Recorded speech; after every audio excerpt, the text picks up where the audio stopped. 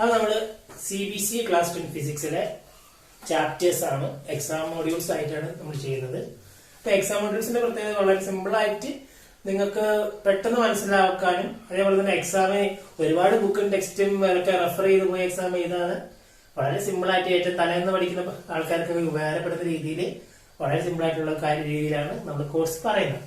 First of all ഞാൻ എല്ലാ ചാപ്റ്ററിലും ഇപ്പം CBSE 10ലെ എല്ലാ ചാപ്റ്ററും ഡിസ്കസ് ചെയ്യും. അപ്പോൾ ഓരോ ചാപ്റ്ററിലും കുറച്ച് കീ പോയിന്റ്സ് ഉണ്ടായിരിക്കും. ഈ പോയിന്റ്സ് മാത്രം പഠിച്ചിട്ട് പോയാലും നിങ്ങൾക്ക് ഫുൾ A+ കിട്ടുന്ന ഒരു കാര്യമുണ്ട്. അതായത് നിങ്ങൾക്ക് ഫിസിക്സ് ഇപ്പം സയൻസിൽ ഒരു സബ് സബ്ജക്ട് ആയതുകൊണ്ട് തന്നെ ഫുൾ മാർക്ക് സ്കോർ ചെയ്യാൻ ഈ ടോപ്പിക്, ഈ ഷോർട്ട് കട്ട്സ്, അതേപോലെ ഈ മെയിൻ ലിങ്കുകൾ ഒക്കെ പഠിച്ചിരുന്നാൽ മതി.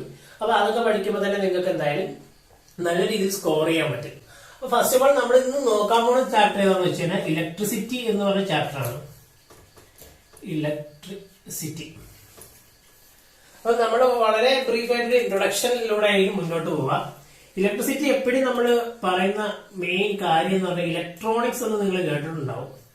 ഇലക്ട്രോണിക്സ്. വേറൊരു ഇലക്ട്രോണിക്സിനെ ഞാൻ കുറച്ചും കൂടി സിംപ്ലിഫൈ ചെയ്ത് കഴിഞ്ഞാൽ നമുക്ക് കിട്ടുന്നൊരു വാക്കാണ് electro dynamics. Okay, electro dynamics. അപ്പൊ നമ്മൾ ആദ്യം മനസ്സിലാക്കുന്നത് എന്താണ് ഇലക്ട്രോണിക്സ് അല്ലെങ്കിൽ ഇലക്ട്രോ ഡൈനാമിക്സ് എന്നുള്ള കാര്യമാണ് മനസ്സിലാക്കുക. കാരണം നമ്മൾ ഈ ബേസിക് ആയിട്ടുള്ള കുറച്ച് ഐഡിയാസ് നമുക്ക് മനസ്സിലാക്കി കഴിഞ്ഞാൽ നമുക്ക് ബാക്കിയുള്ള അണ്ടർസ്റ്റാൻഡിങ് കുറച്ചും കൂടി എളുപ്പമായിരിക്കും. അതിനു വേണ്ടിയാണ് ഏറ്റവും ബേസ് ആയിട്ടുള്ള കാര്യങ്ങൾ പറയുന്നത്. അപ്പൊ ഈ ബേസ് മനസ്സിലാക്കി കഴിഞ്ഞാൽ നിങ്ങൾക്ക് പിന്നുള്ള ടോപ്പിക്സ് നല്ല സ്പീഡിൽ പോകാൻ പറ്റും. അപ്പൊ നമ്മൾ ആദ്യം മനസ്സിലാക്കുന്ന ഇലക്ട്രോ ഡൈനാമിക്സിൽ രണ്ട് വാക്കുകളാണ് ഉള്ളത്. ഒന്ന് ഇലക്ട്രോ, രണ്ട് ഡൈനാമിക്സ്. രണ്ട് വാക്കുകൾ. ഈ ഇലക്ട്രോ സൂചിപ്പിക്കുന്ന ഒരാളെയാണ്, അയാളുടെ പേരാണ് ഇലക്ട്രോൺ. Okay, electron. ഡൈനാമിക്സ് എന്താണെന്ന് നമുക്ക് പിന്നെ പറയാം. ഡൈനാമിക്സ്. അപ്പൊ ഇലക്ട്രോൺ ആരാണെന്നുള്ളതിനെ കുറിച്ചാണ് നമ്മൾ ആദ്യം ഡിസ്കസ് ചെയ്യുക. അപ്പൊ ഇലക്ട്രോണിനെ കുറിച്ച് നമ്മൾ പറയുമ്പോൾ നമ്മൾ ആദ്യം നോക്കുക ഒരു ആറ്റത്തെയാണ്. ആറ്റത്തിന്റെ നടുക്കാരുണ്ടാവും, ഒരു ന്യൂക്ലിയസ് ഉണ്ടാവും. നമ്മൾ തൽക്കാലം എന്ന് ഡിനോട്ട് ചെയ്യുക. ചുറ്റും കുറെ ഓർബിറ്റൽസ് ഉണ്ടാവും. ഈ ഓർബിറ്റൽസിലെല്ലാം ചുമ്മാ ഓടിച്ചാടി കിടക്കുന്ന കുറച്ച് ആൾക്കാരുണ്ടാവും. ഇവന്മാരുടെ പേരാണ് ഇലക്ട്രോൺ. ഇലക്ട്രോണിനെ നമ്മൾ ഡിനോട്ട് ചെയ്യുന്ന ലെറ്ററാണ് E-.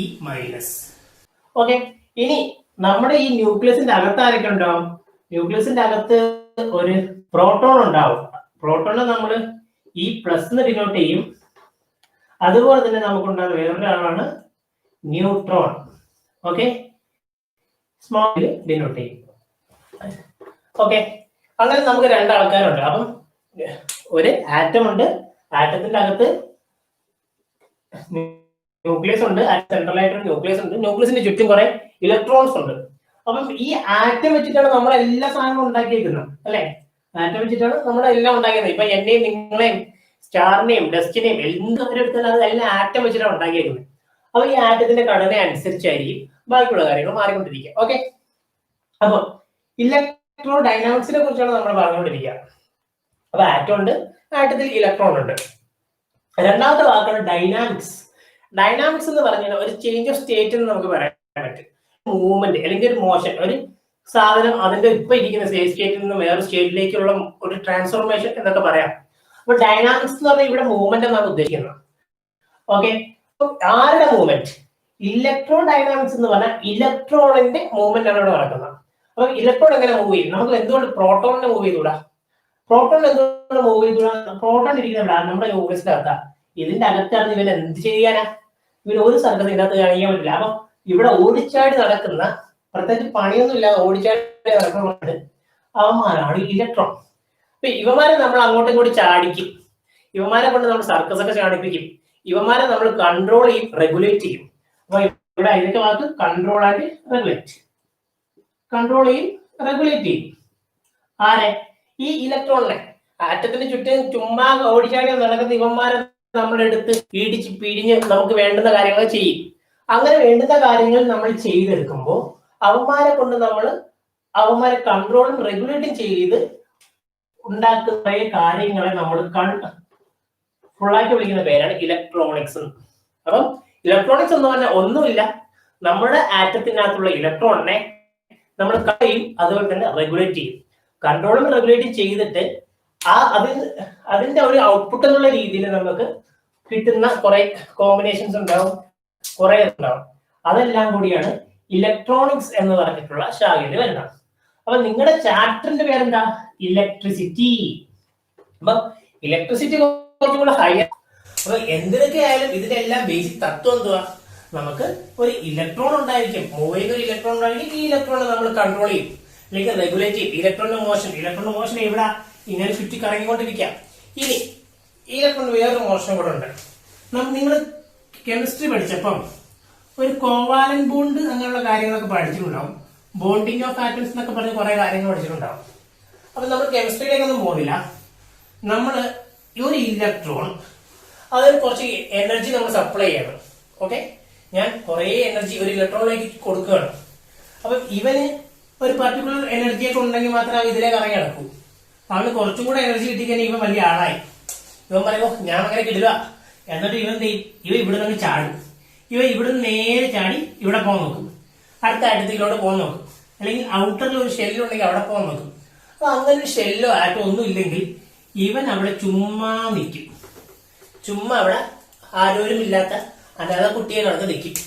അങ്ങനെ അനാഥ കുട്ടിയെ കടന്ന് നിൽക്കുന്ന ഇവനെ നമ്മൾ പറയുന്ന പേരാണ് free electron. Free electron. Okay, free electron. ഇവ അനാഥ കുട്ടി എന്ന് പറഞ്ഞ അർത്ഥം ഇവൻ ചുമ്മാ ഓടിച്ചാടി നടക്കുന്നതെന്നല്ല. ഇവനെ കൺട്രോൾ ചെയ്യാൻ നമ്മുടെ ന്യൂക്ലിയസിന് പറ്റുന്നില്ലെന്നാ. കാരണം ഇവന് ഒരുപാട് എനർജി ഉണ്ട്. ഇവൻ കുറച്ച് ദൂരത്തേക്കാണ്, ന്യൂക്ലിയസിൽ നിന്ന് കുറച്ച് ദൂരത്തേക്കാണ്. അപ്പം ഇവന് എപ്പോ വേണമെങ്കിലും അപ്പുറത്തോട് ചാടാം, വേറെ സ്ഥലത്തോട് മാറാം, ഇവന് എന്തെങ്കിലുമൊക്കെ ചെയ്യാം. ഇവന് കുറച്ച് ഫ്രീഡം ഉണ്ട്. അങ്ങനെ ഫ്രീഡത്തോടെ മൂവ് ചെയ്യാൻ പറ്റുന്ന ഫ്രീ ആയിട്ടുള്ള കുറച്ച് ഇലക്ട്രോൺസ് ഉണ്ട്. ആ ഇലക്ട്രോണിനെ പറയുന്നവരാണ് ഫ്രീ ഇലക്ട്രോൺസ്. ഇത് എപ്പോഴും കാണപ്പെടുന്ന എവിടാന്ന് വെച്ച് കഴിഞ്ഞാല് നമ്മുടെ ആറ്റത്തിന്റെ ഏറ്റവും പുറമേ ലെയറിൽ. ഇപ്പം ഇങ്ങനെ അടുത്ത ലെയർ ഉണ്ട്, അടുത്ത ലെയർ ഉണ്ട്, അങ്ങനെ ഏറ്റവും അവസാനമുള്ള ലെയറിൽ എത്തുമ്പോൾ കാണപ്പെടുന്ന ഇലക്ട്രോൺസ് ആണ് ഫ്രീ ഇലക്ട്രോൺസ് ആയിട്ട് മാറുന്നത്. അതിന്റെ കാരണം എന്താന്ന് വെച്ച് കഴിഞ്ഞാലോ, ഈ ന്യൂക്ലിയസ് ഇങ്ങനെ പിടിച്ചു വെച്ചേക്കാം, ശക്തിയായിട്ട് ഇങ്ങനെ പിടിച്ചു വെക്കാം. അപ്പം കുറെ ദൂരെ പോകുമ്പോഴേക്കും ന്യൂക്ലിയസിന്റെ പവർ ഒക്കെ പറയും. ന്യൂക്ലിയസിന്റെ മാസിലേക്ക് ക്ഷയിച്ച് ന്യൂക്ലിയസിന്റെ പൊന്നടാ ഇരിക്കും വയ്യടാ എന്ന് പറയും. അങ്ങനെ പറയുന്ന കണ്ടീഷനിൽ ഈ കുറെ ഇലക്ട്രോൺസ് ഫ്രീ ആവും. അങ്ങനെ ഫ്രീ ആവുന്ന ഇലക്ട്രോൺസ് ആണ് ഫ്രീ ഇലക്ട്രോൺസ്. ഈ ഫ്രീ ഇലക്ട്രോൺസിന്റെ മൂവ്മെന്റ് ആണ് നമ്മൾ ആര് കൺട്രോൾ ചെയ്യുന്ന? ഇലക്ട്രോണിക്സ് കൺട്രോൾ ചെയ്യുന്ന. അപ്പം എവിടത്തെ ആളെ നമ്മൾ കൺട്രോൾ ചെയ്യുന്ന? ആറ്റത്തിലെ ആളെ. ആറ്റത്തിലെ എവിടുത്തെ ആളെ? ഏറ്റവും അവസാനത്തെ ബോണ്ടിലൊക്കെ കാണപ്പെടുന്ന, നമ്മുടെ ഷെല്ലിലൊക്കെ കാണപ്പെടുന്ന ഫ്രീ ആയിട്ടുള്ള ഇലക്ട്രോൺസിനാണ് കൺട്രോൾ ചെയ്യുന്നത്. ഓക്കെ, അപ്പൊ ഈ ഫ്രീ ഇലക്ട്രോൺസ് ആണ് നമ്മുടെ മെയിൻ ആള്. ഫ്രീ ഇലക്ട്രോണിനനുസരിച്ചായിരിക്കും നമ്മുടെ ബാക്കി ഡിസ്കഷൻസ് എല്ലാം പോകുന്നത്. ഓക്കെ, ഇതാണ് നമ്മുടെ ഇൻട്രൊഡക്ഷൻ. അപ്പൊ ഇലക്ട്രിസിറ്റിയെ കുറിച്ച് അറിയണം. എന്തായാലും നിങ്ങൾ ഫ്രീ ഇലക്ട്രോൺ ആണ് വർക്ക് ചെയ്യുന്നത് എന്ന് നിർബന്ധമായി അറിഞ്ഞിരിക്കണം. ഓക്കെ, അപ്പൊ നമ്മൾ അടുത്തതായിട്ട് നമ്മൾ ഡിസ്കസ് ചെയ്യാൻ പോകുന്ന കാര്യം എന്താണെന്ന് വെച്ചാൽ ഒരു അനലോഗിയാണ്. അനലോഗി. ഓക്കെ, എന്താണ് അനലോഗി? അനലോഗി എന്നുകൊണ്ട് ഉദ്ദേശിച്ചത് ഇവിടെ ഞാനൊരു ഉപമ പറയാൻ പോവാണ്. ഈ കഥയുടെ പ്രത്യേകത എന്താണെന്ന് വെച്ച് കഴിഞ്ഞാല്, ഈ കഥ മുഴുവനായി കേട്ട് മനസ്സിലാക്കി ഒരാൾക്ക്, ഈ കഥ മുഴുവനായി കേട്ട് മനസ്സിലാക്കുന്ന ഒരാൾക്ക് എങ്ങനെ പോയാലും ഇലക്ട്രിസിറ്റി എന്ന് പറഞ്ഞ ചാപ്റ്റർ വളരെ സിമ്പിൾ ആയിട്ട് ഫുൾ മാർക്ക് സ്കോർ ചെയ്യാൻ പറ്റും.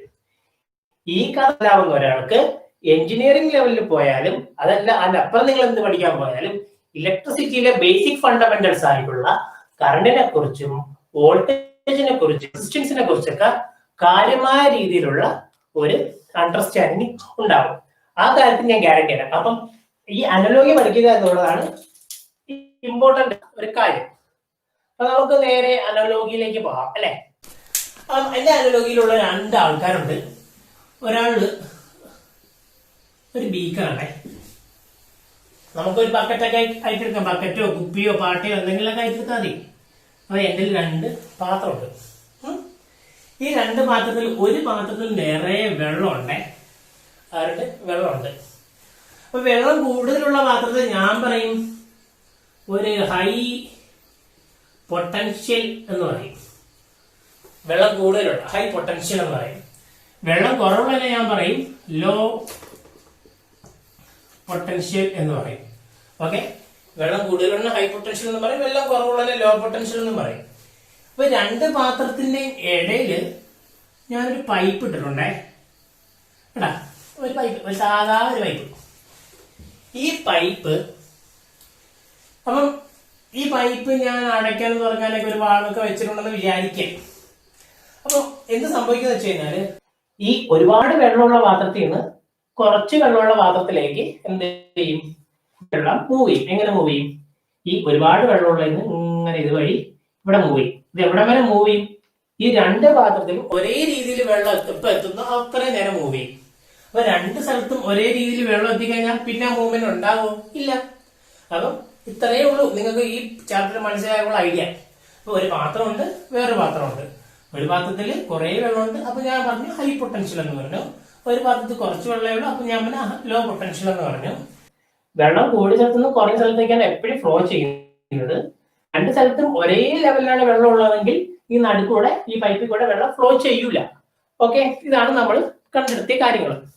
ഇത് നമുക്ക് നോർമലായിട്ട് അറിയാവുന്ന കാര്യമില്ലേ? എപ്പോഴും വിചാരിക്കും ഇത് നമ്മുടെ ഇലക്ട്രോണിക്സ് തമ്മിൽ എന്താണ് സാറേ ബന്ധം? അതാണ് അടുത്ത കാര്യം. നമ്മൾ ഇനി ഈ വാട്ടറിനെ നമ്മൾ പേരങ്ങ് മാറ്റാൻ പോകണം. ഈ വാട്ടറിനെ ഞാൻ വിളിക്കും ഇലക്ട്രോൺ എന്ന് വിളിക്കും, അല്ലെങ്കിൽ നെഗറ്റീവ് ചാർജ് പാർട്ടിക്കിൾ എന്നൊക്കെ വിളിക്കും. ഓക്കെ, ചാർജ് എന്നോ ചാർജ് പാർട്ടിക്കിൾ എന്നോ എന്തെങ്കിലും വിളിക്കാം. ഓക്കെ, അപ്പൊ ഞാൻ ഇലക്ട്രോൺ നെഗറ്റീവ് ചാർജ് എന്ന് വിളിച്ചു. അപ്പം ഹൈ പൊട്ടൻഷ്യൽ ഇപ്പൊ എന്താണ് ഉള്ളത്? ഒരുപാട് ഇലക്ട്രോൺസ് ആണ് ഉള്ളത്. അപ്പം ലോ പൊട്ടൻഷ്യലിലോ കുറച്ച് ഇലക്ട്രോണേ ഉള്ളൂ. അപ്പം ഒരുപാട് ഇലക്ട്രോൺ ഉള്ള സ്ഥലത്ത് നിന്ന് കുറച്ച് ഇലക്ട്രോൺ ഉള്ള സ്ഥലത്തിലേക്ക് എന്ത് പോകും? നമ്മുടെ ഇലക്ട്രോൺ ഇങ്ങനെ ഫ്ലോ ചെയ്തു പോകും. ഇതിൽ ആരും ഡൗട്ട് ഇല്ലല്ലോ. ഇനി അപ്പൊ ഈ ഇലക്ട്രോൺ ചുമ്മാ ഇവിടെ നിന്നപ്പം, പൈപ്പ് ഇടാതെ ഇവിടെ നിന്നപ്പം ചുമ്മാ ഇവിടെ നിൽക്കുമായിരുന്നല്ലോ, സ്റ്റേഷനറി ആയിരുന്നല്ലോ. സ്റ്റേഷനറി ആയിട്ട് ഇരുന്ന ഇലക്ട്രോണിനെ നമ്മൾ ഒരു ലോവർ പൊട്ടൻഷ്യൽ അടുത്ത് കൊടുത്തപ്പോഴല്ലേ ഈ പൈപ്പിൽ കൂടെ മൂവ് ഉണ്ടായത്. അപ്പം ഇങ്ങനെ ഇലക്ട്രോൺ മൂവ് ചെയ്താൽ ഇവിടെ നമ്മൾ പറയും ഇവിടെ ഒരു കറണ്ട് ഉണ്ടായെന്ന് പറയും. എന്തുണ്ടായെന്ന് പറയും? ഒരു കറണ്ട് ഉണ്ടായെന്ന് പറയും. അപ്പൊ നമുക്കൊരു കാര്യം മനസ്സിലായി. എന്താ മനസ്സിലായേ? കറണ്ട് എന്ന് പറഞ്ഞു കഴിഞ്ഞാല് ഫ്ലോ ഓഫ് ഇലക്ട്രോൺ ആണ്. ഓക്കെ, കറണ്ട് എന്ന് പറഞ്ഞാല് ഫ്ലോ ഓഫ് ഇലക്ട്രോൺ. അപ്പം ഇതിലേക്ക് ഇലക്ട്രോൺ പോയപ്പോഴാണ് കറണ്ട് അല്ലെ? ഞാൻ ഈ പൈപ്പ് എടുത്തങ്ങ് മാറ്റി. അപ്പൊ ഇവിടെയും കുറച്ച് ഇലക്ട്രോൺ ഉണ്ട്, ഇവിടെയും കുറച്ച് ഇലക്ട്രോൺ ഉണ്ട്. പൈപ്പൊക്കെ ഞാൻ മാറ്റി, ഹോളൊക്കെ അടച്ച്. അപ്പൊ നമ്മള് അവിടെ കറണ്ട് ഉണ്ടെന്ന് പറയുമോ? ഇതിനകത്ത് നിറയെ ഇലക്ട്രോൺ ഉണ്ട്, ഇതിനകത്ത് നിറയെ ഇലക്ട്രോണൊക്കെ ഉണ്ട്. കറണ്ട് ഉണ്ടെന്ന് പറയുമോ? ഇല്ല. കറണ്ട് ഉണ്ടെന്ന് എപ്പോഴേ പറയാവൂ? അവിടെ ഒരു ഫ്ലോ ഉണ്ടെങ്കിലേ പറയാവൂ. ഈ ഇലക്ട്രോൺ ചുമ്മാ നമ്മളൊരു പാക്കറ്റിൽ വാരിക്കെട്ടി വെച്ചിരുന്നാല് നമ്മൾ ഇലക്ട്രോൺ ഉണ്ടെന്നേ പറയൂ, അല്ലെങ്കിൽ ചാർജ് പാർട്ടിക്കിൾ ഉണ്ടെന്നേ പറയൂ, അല്ലെങ്കിൽ ചാർജ് ഉണ്ടെന്നേ പറയൂ. പക്ഷേ ഈ ഇലക്ട്രോൺ ഒരു സ്ഥലത്ത് മറ്റു സ്ഥലത്തേക്ക് മൂവ് ചെയ്യുമ്പോൾ ആ വണ്ടി നടക്കുന്ന സ്ഥലത്ത് നമ്മൾ കറണ്ട് ഉണ്ടെന്ന് പറയും. മനസ്സിലായോ? അപ്പം ഈ ഇലക്ട്രോൺ മൂവ് ചെയ്താൽ മാത്രമേ അവിടെ കറണ്ട് ഉള്ളൂ. അപ്പൊ നമുക്ക് അടുത്ത ഡൗട്ട്, ഇവന്മാര് രണ്ടും ഉണ്ടെങ്കിലല്ലേ ഇത് മൂവ് ചെയ്യൂ അല്ലേ? ഈ രണ്ട് പാത്രം ഉണ്ടെങ്കിലല്ലേ മൂവ് ചെയ്യൂ. ഇവിടെ രണ്ട് പാത്രം ഇല്ലെങ്കിൽ എന്ത് ചെയ്യും? മൂവ് ചെയ്യോ? ഇല്ല. അപ്പം ഇലക്ട്രോൺ സപ്ലൈ ചെയ്യുന്ന ഒരു സ്ഥലമില്ല. ഇലക്ട്രോൺ എവിടെന്നെങ്കിലും വരണ്ടേ? ചുമ്മാ ആകാശത്ത് പൊട്ടി മുളയ്ക്കോ? ഇല്ല. അവർ അത് രണ്ട് പാത്രം എന്തായാലും നമുക്ക് വേണം. അപ്പൊ ഈ രണ്ട് പാത്രം തമ്മിൽ എന്തെങ്കിലും ബന്ധമുണ്ടോ? ബന്ധം ഈ പൈപ്പില്ല കേട്ടോ. ഈ പാത്രങ്ങൾ തമ്മിൽ നിങ്ങൾക്ക് എന്തെങ്കിലും മാച്ച് ചെയ്യാൻ പറ്റുന്നുണ്ടോ? ഉണ്ട്. ഒരു കാര്യമുണ്ട് പാത്രത്തിൽ.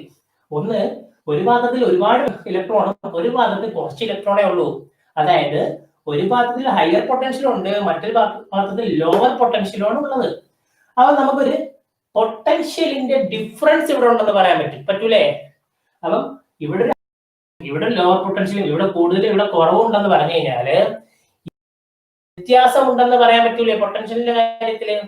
അപ്പൊ പൊട്ടൻഷ്യലിന്റെ കാര്യത്തിൽ വ്യത്യാസം ഉണ്ടെങ്കിൽ അതിന് നമ്മൾ പറയുന്ന പേരാണ് potential difference or P D equal to, ഇതിന് നമ്മൾ വേറെ സിമ്പിൾ ആയിട്ട് വേറൊരു പേര് പറയും. ആ പേരാണ് വോൾട്ടേജ്. വോൾട്ടേജ് വോൾട്ടേജിന് ഡിനോട്ട് ചെയ്യുന്ന ലെറ്റർ വി. അതുപോലെ നമ്മുടെ കറണ്ടിന് ഡിനോട്ട് ചെയ്യുന്ന ലെറ്റർ ഉണ്ട് കേട്ടോ, ഐ. ഓക്കെ, അപ്പൊ നമുക്ക് രണ്ട് കാര്യങ്ങൾ കിട്ടി. ഒന്ന് വോൾട്ടേജ് എന്ന് പറഞ്ഞ ആളെ കിട്ടി, കറണ്ട് എന്ന് പറഞ്ഞ ആളെ കിട്ടി. ഇപ്പൊ നമുക്ക് രണ്ട് കാര്യങ്ങൾ മനസ്സിലായി. എന്താ? ഒന്ന്, വോൾട്ടേജ് എന്ന് പറഞ്ഞൊരു പൊട്ടൻഷ്യൽ ഡിഫറൻസ് ഉണ്ടെങ്കിൽ മാത്രമേ കറണ്ട് എന്ന് പറഞ്ഞ ഒരു ഫ്ലോ ഓഫ് ഇലക്ട്രോൺ ക്രിയേറ്റ് ചെയ്യാൻ പറ്റത്തുള്ളൂ. അപ്പൊ വോൾട്ടേജ് ഉണ്ടെങ്കിലേ കറണ്ട് ക്രിയേറ്റ് ചെയ്യാൻ പറ്റത്തുള്ളൂ. ഇതാണ് നമ്മൾ മനസ്സിലാക്കുന്നത്. അപ്പൊ വളരെ സിമ്പിൾ അല്ലേ? നിങ്ങൾ ഇനി മറന്നുപോയി വോൾട്ടേജ് എന്താന്ന് മറന്നുപോയി, അല്ലെങ്കിൽ കറണ്ട് എന്താന്ന് മറന്നുപോയി, ഒന്നും ആലോചിക്കേണ്ട, നേരെ ഈ ഒരു എക്സാമ്പിളിൽ നിന്ന് നിങ്ങൾക്ക് എഴുതാൻ പറ്റും. ഓക്കെ, ഇനി അടുത്തൊരു ട്വിസ്റ്റ് ഉണ്ട്. നമ്മൾ പറഞ്ഞു ഇതിൽ ആദ്യം നമ്മൾ വെള്ളത്തിലാണ് തുടങ്ങി അല്ലേ, ഒരുപാട് ഒഴുകി ഒഴുകി ഒഴുകി ഏറ്റവും അവസാനം നമ്മൾ എന്താവും പറഞ്ഞു, ഇവിടെയും ഇവിടെ ഒരേ ലെവലിലാവും എന്ന് പറഞ്ഞു. ഇവിടെ ആദ്യം കൂടുതലായിരുന്നു, ആദ്യം ഈ പൈപ്പിൽ കൂടെ ഒഴുകി ഒഴുകി ഇവിടെ രണ്ടും ഒരേ ലെവലിലാവും എന്ന് പറഞ്ഞു. അങ്ങനെ ഒരേ ലെവലിലായി കഴിഞ്ഞാൽ ഇവിടുത്തെ പൊട്ടൻഷ്യലും സെയിം ആവോ? അത് സെയിം ആയി കഴിഞ്ഞാൽ ഇവിടെ എന്ത് സംഭവിക്കും? അങ്ങനെ സെയിം ആയി കഴിഞ്ഞാൽ നമ്മുടെ പൊട്ടൻഷ്യൽ ഡിഫറൻസ് PD എന്നുള്ളത് 0 ആയിട്ട് മാറും അല്ലെ. ഇതിന്റെ തമ്മിലുള്ള വ്യത്യാസം ഇല്ലാതാവൂലേ? രണ്ടു സ്ഥലത്ത് ഒരേ രീതിയിലാണ് വെള്ളമെങ്കിൽ ഈ രണ്ടും ഒന്നാണെന്ന് പറയൂലേ? അപ്പൊ അത് തമ്മിൽ വ്യത്യാസം ഉണ്ടോ? ഇല്ല. അപ്പൊ വ്യത്യാസം എന്ന് പറഞ്ഞാൽ 0 ആയില്ലേ? അപ്പൊ PD എന്ന് പറഞ്ഞ സംഭവം 0 ആവും. അങ്ങനെ 0 ആയി കഴിയുമ്പോൾ അവിടെ നമുക്ക് ആരും ഇല്ലെന്ന് പറയാം, അവിടെ വോൾട്ടേജ് 0 ആയി എന്ന് നമുക്ക് പറയാം. മനസ്സിലായോ? അപ്പം വോൾട്ടേജ് 0 ആയി കഴിഞ്ഞാൽ അവിടെ ഓട്ടോമാറ്റിക് ആയിട്ട് ആരും ഇല്ലാതാവും. ഇവിടെ ഒരു ഫ്ലോ എന്ന് പറഞ്ഞ കറണ്ട് ഇല്ലാതാവും. അപ്പൊ V 0 ആവും, അതേപോലെ തന്നെ I 0 ആവും. മനസ്സിലായോ? അപ്പം എപ്പോഴാണോ കണ്ടുള്ളത് അത് ഒരു പൊട്ടൻഷ്യൽ അത് ഹൈ ആയിരിക്കണം, മറ്റേ പൊട്ടൻഷ്യൽ കമ്പാരിറ്റീവ്ലി ലോ ആയിരിക്കണം.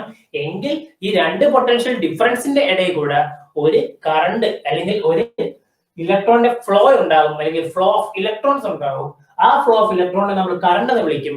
അങ്ങനെയാണ് നമ്മൾ കറണ്ട് ഉണ്ടാക്കുന്നത്. പിടിയോ?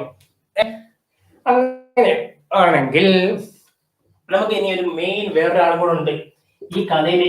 അടുത്തൊരു കഥാപാത്രം കൂടെ ഉണ്ട്. ആ കഥാപാത്രത്തിന്റെ പേര് പറഞ്ഞതിന് മുമ്പ് നമുക്ക് വേറെ കുറച്ച് ഉടായ്മ പരിപാടിയൊക്കെ ചെയ്ത് നോക്കാം, കുറച്ച് എക്സ്പെരിമെന്റ് ചെയ്ത് നോക്കാം. ഓക്കെ, നമുക്ക് 2 പാത്രമാണ് ഉള്ളത്. ഈ 2 പാത്രത്തിന്റെ ഇടയിൽ കൂടെ വെള്ളവും പോകുന്നുണ്ട്. ഇതാണ് നമ്മുടെ കഥ, നമ്മുടെ മെയിൻ കഥയാണിത്. ഈ പാത്രത്തിന്റെ ഇടയിൽ നമ്മൾ പൈപ്പ് വെച്ചിട്ടാണ് ഈ വെള്ളത്തിന് ഇങ്ങനെ വിടുന്നത്. അപ്പൊ എനിക്ക് ഈ പൈപ്പിൽ കൂടെ പോകുന്ന ഇലക്ട്രോണിനെ കൺട്രോൾ ചെയ്യണം.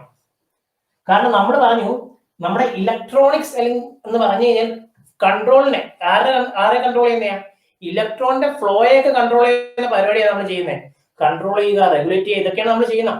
അപ്പൊ എനിക്ക് ചുമ്മാ ഇങ്ങനെ ഓടിപ്പോയി കഴിഞ്ഞാൽ സാധാ പരിപാടിയാണ്, വലിയ വ്യത്യാസമൊന്നുമില്ല.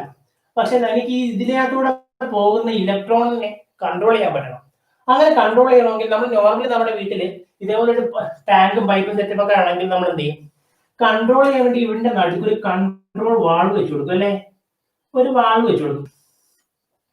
അപ്പൊ ഈ വാൾവ് നമ്മൾ തിരിക്കുന്നതിനനുസരിച്ച് തുറന്നു അടഞ്ഞു വരും. നമ്മുടെ വീട്ടിലെ പൈപ്പ് അടഞ്ഞു, പൈപ്പ് തുറക്കുന്നതിനനുസരിച്ച് ചെറുതായിട്ട് തുറന്നാൽ കുറച്ച് വരും, അതിനകത്ത് നമ്മൾ വരും. അപ്പം ഒരു പൊട്ടൻഷ്യൽ ഡിഫറൻസ് ഉണ്ട്. ആ പൊട്ടൻഷ്യൽ ഡിഫറൻസ് ഉണ്ടെങ്കിൽ ഒരു എന്ത് വരും? ഒരു കറണ്ടിന്റെ ഫ്ലോ ഉണ്ടാവും. കറണ്ടിന്റെ ഫ്ലോയെ കൺട്രോൾ ചെയ്യാൻ നമുക്ക് എന്ത് ചെയ്യാം? അതിന് തടസ്സം വെച്ചു കൊടുക്കാം. അപ്പം ഈ വെള്ളം ഇങ്ങനെ ഫ്ലോ ചെയ്യുന്നതിന് നമ്മൾ തടസ്സപ്പെടുത്തി വെക്കാം. അങ്ങനെ തടസ്സപ്പെടുത്തി വെക്കാനായിട്ട് നമുക്ക് ആ ഫ്ലോയെ തടയുന്ന കുറച്ച് സാധനങ്ങൾ വെക്കാം. അപ്പം ഒരു ഓപ്പോസിറ്റ് ആയിട്ട് ഒരു ഫോഴ്സ് കൊടുക്കുന്ന ഒരു സാധനം വെക്കും. ഇതിന്റെ പേരാണ് റെസിസ്റ്റൻസ്. എന്താണ്? റെസിസ്റ്റൻസ്. ഓക്കെ, അപ്പം കറണ്ട് ഇങ്ങനെ ഫ്ലോ ചെയ്തുകൊണ്ടിരിക്കുക. അപ്പൊ ഈ കറണ്ട് കൺട്രോൾ ചെയ്യാൻ വേണ്ടി നമ്മൾ കുറച്ച് പൈപ്പിന്റെ റെഗുലേഷൻസ് ഒക്കെ ചെയ്ത് കഴിയുമ്പോൾ നമ്മൾ അവിടെ ഈ ഫ്ലോയെ തടുക്കണേന്ന്, നീ അങ്ങോട്ട് പോവണ്ട എന്ന് പറയും. ആരോട് പറയും? ഇലക്ട്രോണിനോട് പറയും. അങ്ങോട്ട് പോകാൻ നോക്കുന്ന ഇലക്ട്രോണിനോട് പറയും തടുക്കി എന്ന് പറഞ്ഞിട്ട് നമ്മൾ ഇതങ്ങ് അടച്ചു വെക്കും. അങ്ങനെ അടച്ചു വെക്കുന്ന ഇത് എങ്ങനെയാ? റെസിസ്റ്റൻസ് യൂസ് ചെയ്താണ് അടച്ചു വെക്കുന്നത്. ഓക്കെ, ഈ റെസിസ്റ്റൻസ് യൂസ് ചെയ്ത് അടച്ചു വെച്ച് കഴിഞ്ഞാലും പ്രശ്നമുണ്ട്. നമ്മൾ ഇപ്പം ഇവിടെ ഒരുപാട് വെള്ളമെന്ന് വിചാരിക്കും, ഭയങ്കര ഗ്യാലൻ കണക്ക് വെള്ളമാണ്. നമ്മൾ ഒരു ചെറിയൊരു റെസിസ്റ്റൻസ് പൈപ്പ് ഇട്ടിട്ടാണ് അടച്ചു വെച്ചെന്ന് വിചാരിക്കും, ചെറിയൊരു പൈപ്പിലാണ് അടച്ചു വെച്ചേക്കുന്നത്. അപ്പൊ വെള്ളം മുഴുവൻ വന്നിട്ട് എന്ത് ചെയ്യും? ഈ പൈപ്പ് അടിച്ചു തെറിപ്പിക്കും. അപ്പൊ അങ്ങനെയുള്ള കാര്യങ്ങൾ നമ്മുടെ ഇലക്ട്രിസിറ്റിയിൽ നടക്കാറുണ്ടോ? ഉണ്ട്. ഒരുപാട് കറണ്ട് ഫ്ലോയെ നമ്മൾ തടുക്കാൻ വേണ്ടി ഒരു ചെറിയ റെസിസ്റ്റർ കൊണ്ടിട്ടാൽ റെസിസ്റ്റർ കത്തിപ്പോവും. അതുകൊണ്ട് നമുക്ക് വേണ്ടുന്ന കറണ്ടും അതിന് വെക്കുന്ന റെസിസ്റ്ററും തമ്മിൽ എപ്പോഴും ഒരു മാച്ച് ഉണ്ടായിരിക്കണം. അങ്ങനെ മാത്രമേ നമ്മൾ വെക്കാൻ പാടുള്ളൂ. അപ്പം ഇത്രയും ആയപ്പോൾ നമ്മൾ 3 കാര്യങ്ങളോട് മനസ്സിലാക്കിയത്. 1 കറണ്ട്, 2 വോൾട്ടേജ്, 3 റെസിസ്റ്റൻസ്. അപ്പൊ കറണ്ടിൽ എന്തായിരിക്കും? ഒരു ഫ്ലോ ഓഫ് ഇലക്ട്രോൺ ആയിരിക്കും. ഈ ഫ്ലോ ഓഫ് ഇലക്ട്രോൺ ആര് കാരണം ഉണ്ടാവുന്നേ? അതൊരു വോൾട്ടേജ് കാരണം ഉണ്ടാവുന്നേ. അപ്പൊ വോൾട്ടേജ് എങ്ങനെയാ? വോൾട്ടേജ് എന്ന് എന്താ? ഒരു ഹയർ പൊട്ടൻഷ്യലും ലോവർ പൊട്ടൻഷ്യലും ഉണ്ടായിരിക്കും. അത് തമ്മിലുള്ള പൊട്ടൻഷ്യൽ ഡിഫറൻസ് ആയിരിക്കും. അപ്പം എവിടെയെങ്കിലും ഒരു പൊട്ടൻഷ്യൽ ഡിഫറൻസ് ഉണ്ടായി കഴിഞ്ഞാൽ അവിടെ നമുക്ക് വോൾട്ടേജ് ഉണ്ടെന്ന് പറയാം. വോൾട്ടേജ് ഉണ്ടെങ്കിൽ അവിടെ കറണ്ട് ഉണ്ടെന്ന് പറയാം.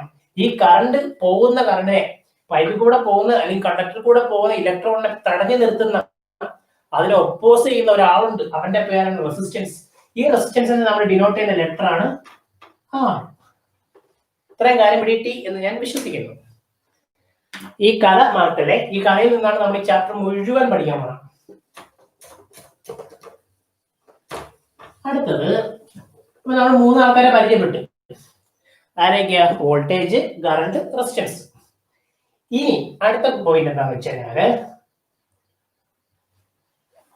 ഈ വെള്ളത്തെ ഈ പൈപ്പിൽ കൂടെയാണ് പോണത് ഞാൻ പറയാമല്ലോ. ഈ പൈപ്പ് ഒരു ഇരുമ്പ് പൈപ്പാണെന്ന് വിചാരിക്കുക. ഓക്കെ, പൈപ്പ് ഒരു ഇരുമ്പ് പൈപ്പാണ്. ഈ ഇരുമ്പ് പൈപ്പ് ഞാൻ നേരെ എടുത്തിട്ട് നമ്മുടെ ഫ്രിഡ്ജൊക്കെ തണുപ്പിക്കുന്ന സാധനമില്ലേ, കൂളർ, ആ കൂളറിലേക്ക് കണക്ട് ചെയ്തു. അങ്ങനെ കൂളറിൽ കണക്ട് ചെയ്ത് എന്ത് സംഭവിക്കും? ടെമ്പറേച്ചറിൽ വ്യത്യാസം വരും അല്ലേ? നോർമലായിട്ട് ഇരിക്കുന്ന ഇത് വെള്ളമാണെങ്കിൽ ഈ വെള്ളം അങ്ങോട്ട് പോകാൻ പറ്റുമോ? തണുത്ത് കഴിഞ്ഞാൽ വെള്ളം ഐസായി പോകില്ലേ? അപ്പൊ ഫ്ലോ ഉണ്ടാവോ? ഇല്ല. അപ്പൊ ഫ്ലോ ഉണ്ടാവാതിരുന്ന കാര്യം വല്ലതും നടക്കോ? ഇല്ല. അപ്പൊ നമ്മൾ നേരത്തെ മനസ്സിലാക്കിയ കാര്യം എന്താ? വോൾട്ടേജ് ഉണ്ടെങ്കിൽ അതിനനുസരിച്ച് ആരുണ്ടാവും? കറണ്ട് ഉണ്ടാവും. അതുപോലെ തന്നെ കറണ്ടിന്റെ കൂടെ വേറൊരാളും കൂടെ ഉണ്ടാവും, റെസിസ്റ്റൻസ് ഉണ്ടാവും. അതെപ്പോഴും ഈ ഫ്ലോ ഓഫ് കറണ്ടിനെ തടഞ്ഞുകൊണ്ടിരിക്കുന്ന ഒരാളാണ്. ഓക്കെ, അപ്പൊ നമ്മൾ ഇനി നോക്കാൻ പോകുന്നത് ഇവന്മാർ ടെമ്പറേച്ചർ മാറ്റിക്കാൻ എന്തെങ്കിലും സംഭവിക്കുമെന്ന് പറയുന്നത്. അപ്പൊ നമ്മൾ നോക്കിയപ്പം ഇത് തണുപ്പിച്ച് കഴിഞ്ഞത് ഐസാവും. അപ്പൊ നമ്മുടെ കാര്യം നടക്കൂല. ചൂടാക്കിയാലാ? ചൂടാക്കി ഇത് നീരാവിയാവും. നീരാവിയിട്ട് പുറത്തുണ്ടാക്കാൻ പോകില്ല, കാരണം ഇത് ഇരുമ്പ് പൈപ്പാ, പുറത്തു പോലെ. പക്ഷെ ഇതിന്റെ ഫ്ലോ റേറ്റ് വ്യത്യാസപ്പെടും. ഇത് കറക്റ്റ് വിക്ക് അനുസരിച്ച് ആയി ഇട്ടോ? ഇല്ല. അപ്പൊ നമുക്കത് നോക്കാം എങ്ങനെ, നമുക്ക് കുറച്ചും കൂടെ മനസ്സിലാകണം. ഒന്ന് വരച്ചു കൊടുക്കാം. അപ്പൊ ഞാൻ ഇവിടെ വരയ്ക്കണേ വി ഐ. ഓക്കെ, ഇവിടെ 1, ഇവിടെ 2, 3, 4, 5. 1, 2, 3, 4, 5. അപ്പൊ നമുക്ക് വോൾട്ടേജ് ഉണ്ട്, കറണ്ട് ഉണ്ട്. നമുക്ക് ഈ ഗ്രാഫ് ഒന്ന് ചുമ്മാ നോക്കിയോ? നമ്മുടെ ചുമ്മാ കുത്തിട്ട് വരയ്ക്കുന്ന പടമല്ലേ, ആ പടമൊക്കെ. അപ്പൊ ഞാൻ ആദ്യം നോർമൽ ടെമ്പറേച്ചർ, ഞാൻ ഇതിലൊന്നും കൊടുത്തിട്ടൊന്നുമില്ല, ഞാൻ ചുമ്മാ സാധനം ഇവിടെ വെച്ചേക്കാം. അപ്പം ഒരു വോൾട്ടേജ് ആയപ്പം, അതായത് ഒരു വോൾട്ടേജ് ആയപ്പോ ഞാൻ നോക്കിയപ്പോ നാളെ ഒരു കറണ്ട്, 1 ആംപിയർ കറണ്ടായി. ഇനി 2 വോൾട്ടേജ് ആയപ്പോഴോ 2 ആംപിയർ കറണ്ടായി. 3 വോൾട്ടേജ് ആയപ്പോ 3 ആംപിയർ കറണ്ടായി. ഞാൻ അങ്ങനെ 4 വോൾട്ടേജ് ആയപ്പോ 4 ആംപിയർ കറണ്ടായി. അവസാനം ഞാൻ ഈ കുത്തികളെ എല്ലാം കൂടെ ഇങ്ങനെ യോജിപ്പിച്ച് നോക്കിയപ്പോഴോ എനിക്ക് സ്ട്രെയിറ്റ് ലൈൻ കിട്ടി. ഓക്കെ, ഒരു സ്ട്രെയിറ്റ് ലൈൻ കിട്ടി. ഇനി അടുത്ത ട്വിസ്റ്റ് എന്താണെന്ന് വെച്ച് കഴിഞ്ഞാല് നമ്മൾ വേറൊരു ഗ്രാഫ് കൂടെ പ്ലോട്ട് ചെയ്യും. ഇതെപ്പോഴാണ് നടന്നേ? ഇത് നമ്മൾ ടെമ്പറേച്ചറൊന്നും മാറ്റില്ല.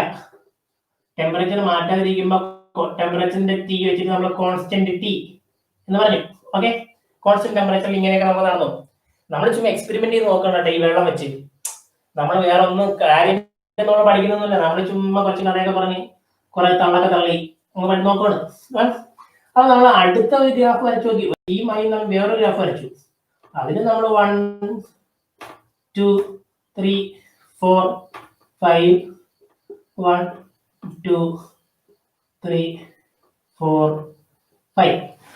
അപ്പൊ ഇവിടെ നമ്മൾ ചെയ്യാൻ പോണത് എന്താണെന്ന് വെച്ച് കഴിഞ്ഞാല് വോൾട്ടേജ് അവിടെ നിൽക്കും, കറക്റ്റ് ആയിട്ട് അവിടെ നിൽക്കും. കറണ്ട് പോകുന്ന വഴിയില്ലേ, ആ വഴിയെ നമ്മൾ ടെമ്പറേച്ചർ അങ്ങ് ചേഞ്ച് ചെയ്യും. അപ്പൊ ആദ്യം ഞാൻ ചെയ്യില്ല, ആദ്യം ഞാൻ ചുമ്മാ വെച്ചേക്കും. ചുമ്മാ വെച്ചേക്കുമ്പോൾ എന്ത് സംഭവിക്കും?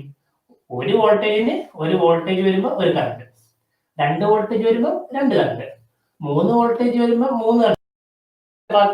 പെർഫെക്റ്റ്. അപ്പൊ ഞാൻ ഇതിങ്ങനെ യോജിപ്പിച്ചങ്ങ് വരച്ചു. ഇത് സെയിം ആണല്ലോ.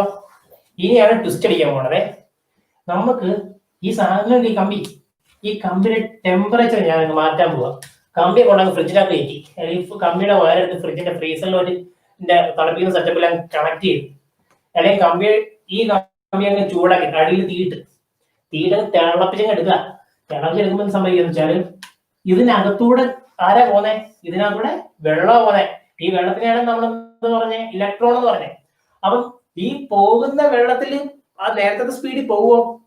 ടെമ്പറേച്ചർ മാറി, ടെമ്പറേച്ചർ സ്റ്റേറ്റ് ഒക്കെ മാറി, ഇതിന്റെ അകത്തൊരു എൻട്രോപ്പി ഒക്കെ ഉണ്ടായി, ഇതങ്ങ് വിറയ്ക്കാൻ തുടങ്ങി, തിളയ്ക്കാൻ തുടങ്ങി, തിളച്ചിട്ട് എന്ത് ചെയ്യും, ഇതിന് പഴയതുപോലെ പോകാൻ പറ്റില്ല. അപ്പൊ ഈ വെള്ളത്തിന് പഴയതുപോലെ ഈസിയായിട്ട് പോകാൻ പറ്റില്ല. ഇവൻ അങ്ങ് ആകെ വെപ്രാളമായി, പരുവട്ടമായി, ഇവനാകെ കടന്ന് കഷ്ടപ്പെടും. അപ്പൊ വോൾട്ടേജ് പിന്നെ 4 എത്തിയപ്പോഴാ ഇവൻ അങ്ങോട്ട് അനങ്ങുന്നില്ല, ഇവൻ ഇപ്പുറത്തോട്ട് പോകാൻ വയ്യ, ചൂടടിച്ചിട്ട് ഇവൻ അങ്ങോട്ട് നടക്കാൻ വയ്യ. അപ്പൊ വോൾട്ടേജ് ഇങ്ങനെ കയറി, മറ്റോ അനങ്ങിയില്ല. 5 വോൾട്ടേജ്, ഇവൻ പിന്നെ അനങ്ങിയില്ല, ഇവൻ അനങ്ങുന്നേ ഇല്ല. ഇവൻ എനിക്ക് പണിയെടുക്കാൻ വയ്യടാ എന്നുള്ള രീതിയിൽ ഇവൻ നിൽക്കുക. എന്ത് ചെയ്യാനാ? അപ്പൊ നമുക്ക് നേരത്തെ കിട്ടിയ ലൈൻ എന്തോ ഒരു സ്ട്രെയിറ്റ് ലൈൻ കിട്ടി. ഇപ്പൊ നോക്കിയപ്പോഴാ ടെമ്പറേച്ചർ അങ്ങോട്ട് മാറ്റി, ഇവന്റെ സ്വഭാവം അങ്ങോട്ട് മാറി. എനിക്ക് പണിയെടുക്കാനൊന്നും വയ്യ, ഞാൻ നിർത്തിയിട്ട് പോട് എന്നുള്ള രീതിയിൽ ഇവനങ്ങ് പെരുമാറാൻ തുടങ്ങി. ആര്? നമ്മുടെ കറണ്ട് അങ്ങനെ പെരുമാറാൻ തുടങ്ങിയപ്പോ നമുക്ക് ഒരു കാര്യം മനസ്സിലായി, ഇവന്മാര് മര്യാദയ്ക്ക് നിൽക്കണമെങ്കിൽ ഇവരെ ടെമ്പറേച്ചർ നമ്മൾ കോൺസ്റ്റന്റ് ആക്കി കൊടുക്കണം, അല്ലേ? നമ്മളിവിടെ ടെമ്പറേച്ചർ മാറ്റി കഴിഞ്ഞപ്പോൾ ഇവന്റെ സ്വഭാവം മാറിയത്. അപ്പൊ ഇവനെ മര്യാദയ്ക്ക് ഈ വോൾട്ടേജിനനുസരിച്ച് കറണ്ട് മാറണമെങ്കിൽ എന്ത് ചെയ്തു കൊടുക്കണം? നമ്മൾ അതിനനുസരിച്ച് ടെമ്പറേച്ചർ മര്യാദയ്ക്കാണ് വെച്ചു കൊടുക്കണം. എടാ, ഞാൻ നിന്നെ നല്ല കൂളായിട്ട് കിടിലാക്കാണ്ട് വെക്കുന്ന, നിന്റെ ടെമ്പറേച്ചർ ഒന്നും ഞാൻ മാറ്റുന്നില്ല, നീ ചൂടാതെ അവിടെ ഇരിക്കണം. അങ്ങനെ നോക്കിയപ്പം അവിടെ നമുക്ക് ഇത് കണ്ടുപിടിച്ച ആള് ഒരു ലോ പറഞ്ഞു. ആ ആളുടെ പേരാണ് ഓംസ്. Ohm's law. ഓക്കെ, എന്താണ് പേര്? Ohm's law. ഓംസ് ലോ എന്ന് പറഞ്ഞൊരു ലോ ഉണ്ടായി. ഈ ലോ പറയുന്നത് ഇത്രേ ഉള്ളൂ, അറ്റ് കോൺസ്റ്റന്റ്, അതായത് ഒരു മാറ്റപ്പെടാത്ത ഒരു താപനില ഉള്ള സ്ഥലത്ത്, അല്ലെങ്കിൽ എനിക്ക് കറക്റ്റ് മലയാളം പറഞ്ഞുകൂടാ കേട്ടോ, ഞാൻ ഇംഗ്ലീഷിൽ ആണ് പഠിച്ചത്, അപ്പൊ എനിക്ക് മലയാളം വലിയ പിടിയില്ല, ഇംഗ്ലീഷും വലിയ പിടിയൊന്നുമില്ല. അപ്പോഴേ നിങ്ങൾ അങ്ങ് അഡ്ജസ്റ്റ് ചെയ്തോണേ. അപ്പൊ ഓംസ് ലോ പറയുന്നത് എന്താണെന്ന് വെച്ചാൽ, at constant temperature the voltage across 2 points is directly proportional to the product of current flowing through the conductor and the resistance. എന്നാണ് നമ്മൾ ആര് പറയുന്നത്? ഓംസ് ലോ പറയുന്നത്. ആക്ച്വലി ഇങ്ങനെയല്ല ഓംസ് ലോ പറയുന്നത്. ഓംസ് ലോ പറയുന്നത് കുറച്ചും കൂടെ വ്യത്യാസമില്ല. ചില ബുക്കുകളിൽ ചില രീതിയിൽ, ചില ബുക്കിൽ വേറെ രീതിയിൽ. എന്തായാലും ഞാൻ കറക്റ്റ് ഓംസ് ലോ പറയുന്നത് എങ്ങനെയാണെന്ന് വെച്ച് കഴിഞ്ഞാൽ, അറ്റ് കോൺസ്റ്റന്റ് ടെമ്പറേച്ചർ, അവിടെ ടെമ്പറേച്ചർ കോൺസ്റ്റന്റ് ആണ്. നിങ്ങൾ എന്ത് മണ്ടത്തരം വേണോ എഴുതി വെച്ചോ, പ്രശ്നമില്ല. പക്ഷെ ടെമ്പറേച്ചർ കോൺസ്റ്റന്റ് ആണ്, അത് എഴുതി വെക്കണം. അപ്പൊ ടെമ്പറേച്ചർ കോൺസ്റ്റന്റ് ആണെന്ന് എഴുതി വെക്കുക ആദ്യം. At constant temperature the voltage across 2 points is directly proportional to the current. അത്രേ പറയുന്നുള്ളൂ. എന്താണ്? ഒരു ടെമ്പറേച്ചർ മാറാതെ മര്യാദയ്ക്ക് നിൽക്കുന്ന ഒരു കണ്ടീഷനിൽ ഒരു വസ്തുവിന്റെ വോൾട്ടേജും അതിലൂടെ പോകുന്ന കറണ്ടും ഈക്വൽ ആയിരിക്കും. അപ്പൊ നമ്മൾ അതിൽ നിന്ന് മനസ്സിലാക്കി, അക്കോർഡിംഗ് ടു ഓംസ് ലോ ആണെങ്കിൽ V പ്രൊപ്പോർഷണൽ ടു I ആണ്. വോൾട്ടേജ് എപ്പോഴും കറണ്ട് ഈക്വൽ ആണ്. അത് കോൺസ്റ്റന്റ് ടെമ്പറേച്ചർ മാറിയ പണിയിട്ടെ, ടെമ്പറേച്ചർ മാറിയ ഇങ്ങനെയൊക്കെ ചടി പോകും. അപ്പൊ നമ്മൾ മനസ്സിലാക്കുന്നു V equal to I into R. അപ്പൊ ഈ പ്രൊപ്പോർഷണാലിറ്റി മാറ്റാൻ വേണ്ടി അവിടെ ഒരു ആള് വേണം, ഒരു കോൺസ്റ്റന്റ് വേണം. ആ കോൺസ്റ്റന്റ് ആണ് ഇവിടെ R. അപ്പൊ നമുക്ക് ഇക്വേഷൻ ആണെങ്കിൽ മാത്രമേ വർക്ക്ഔട്ട് ചെയ്യാൻ പറ്റത്തുള്ളൂ. അങ്ങനെ നമ്മളൊരു ഇക്വേഷൻ ഉണ്ടാക്കി. ആ ഇക്വേഷന്റെ പേരാണ് IR.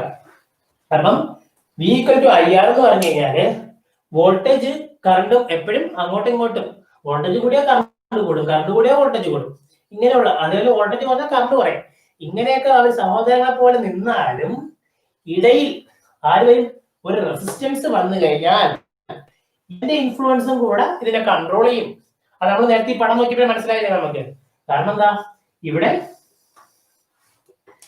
എന്താണ്, ഇവിടെ നമ്മുടെ 2 ബീക്കേഴ്സ് ഉണ്ട്. ഈ ബീക്കേഴ്സിനകത്തൂടെ നമ്മുടെ കറണ്ട് പോകുന്നുണ്ട്. ഇതിനെ നമ്മൾ വോൾട്ടേജ് എന്ന് പറഞ്ഞു, ഇതിലെ കറണ്ട് എന്ന് പറഞ്ഞു. അപ്പൊ ഇത് രണ്ടും ആദ്യം ഈക്വൽ ഒക്കെ ആയിരുന്നു. അപ്പൊ നമ്മൾ ആരെ കൊണ്ട് വെച്ചു? ഒരു പൈപ്പ് കൊണ്ട് വെച്ചാൽ അടച്ചു. അപ്പൊ റെസിസ്റ്റൻസ് കൊടുത്തു. ഈ റെസിസ്റ്റൻസ് കൊടുത്തപ്പോഴാണ് ഇവന്മാരുടെ കറക്റ്റ് ആയിട്ട് ഒന്ന് അലൈനൊക്കെ ചെയ്ത് നിൽക്കാൻ തുടങ്ങി. അപ്പൊ നമുക്ക് മനസ്സിലായി, ഇപ്പൊ കറക്റ്റ് നമുക്ക് പറയാൻ പറ്റും V പ്രൊപ്പോർഷണൽ I ആണ്, അതുപോലെ V ഈക്വൽ ടു IR ആണ്. അപ്പൊ ഈ ഇക്വേഷൻ ആണ് ഓംസ് ലോയുടെ ഇക്വേഷൻ. അപ്പൊ ഓംസ് ലോ ചോദിച്ചു കഴിഞ്ഞാൽ ഒരു ക്വസ്റ്റ്യൻ ആണ് ഓംസ് ലോ. അപ്പൊ ഇത് ചോദിച്ചു കഴിഞ്ഞാൽ നിങ്ങൾ എഴുതേണ്ടത് എന്താണെന്ന് വെച്ചാൽ എന്റെ കൂടെ തന്നെ പറഞ്ഞു പഠിച്ചോ. At constant temperature the voltage across 2 points in a conductor is directly proportional to the current passing through that conductor. Okay, അതാണ് ഓംസ് ലോ. വേറെ റെസിസ്റ്റൻസ്, വോൾട്ടേജ്, പവർ അതൊന്നും പറഞ്ഞ് എഴുതി വെച്ചേക്കരുത്. ഏറ്റവും ഇമ്പോർട്ടന്റ് ആയിട്ട് എഴുതേണ്ട ഫാക്ടർ എന്താണ്? At constant temperature.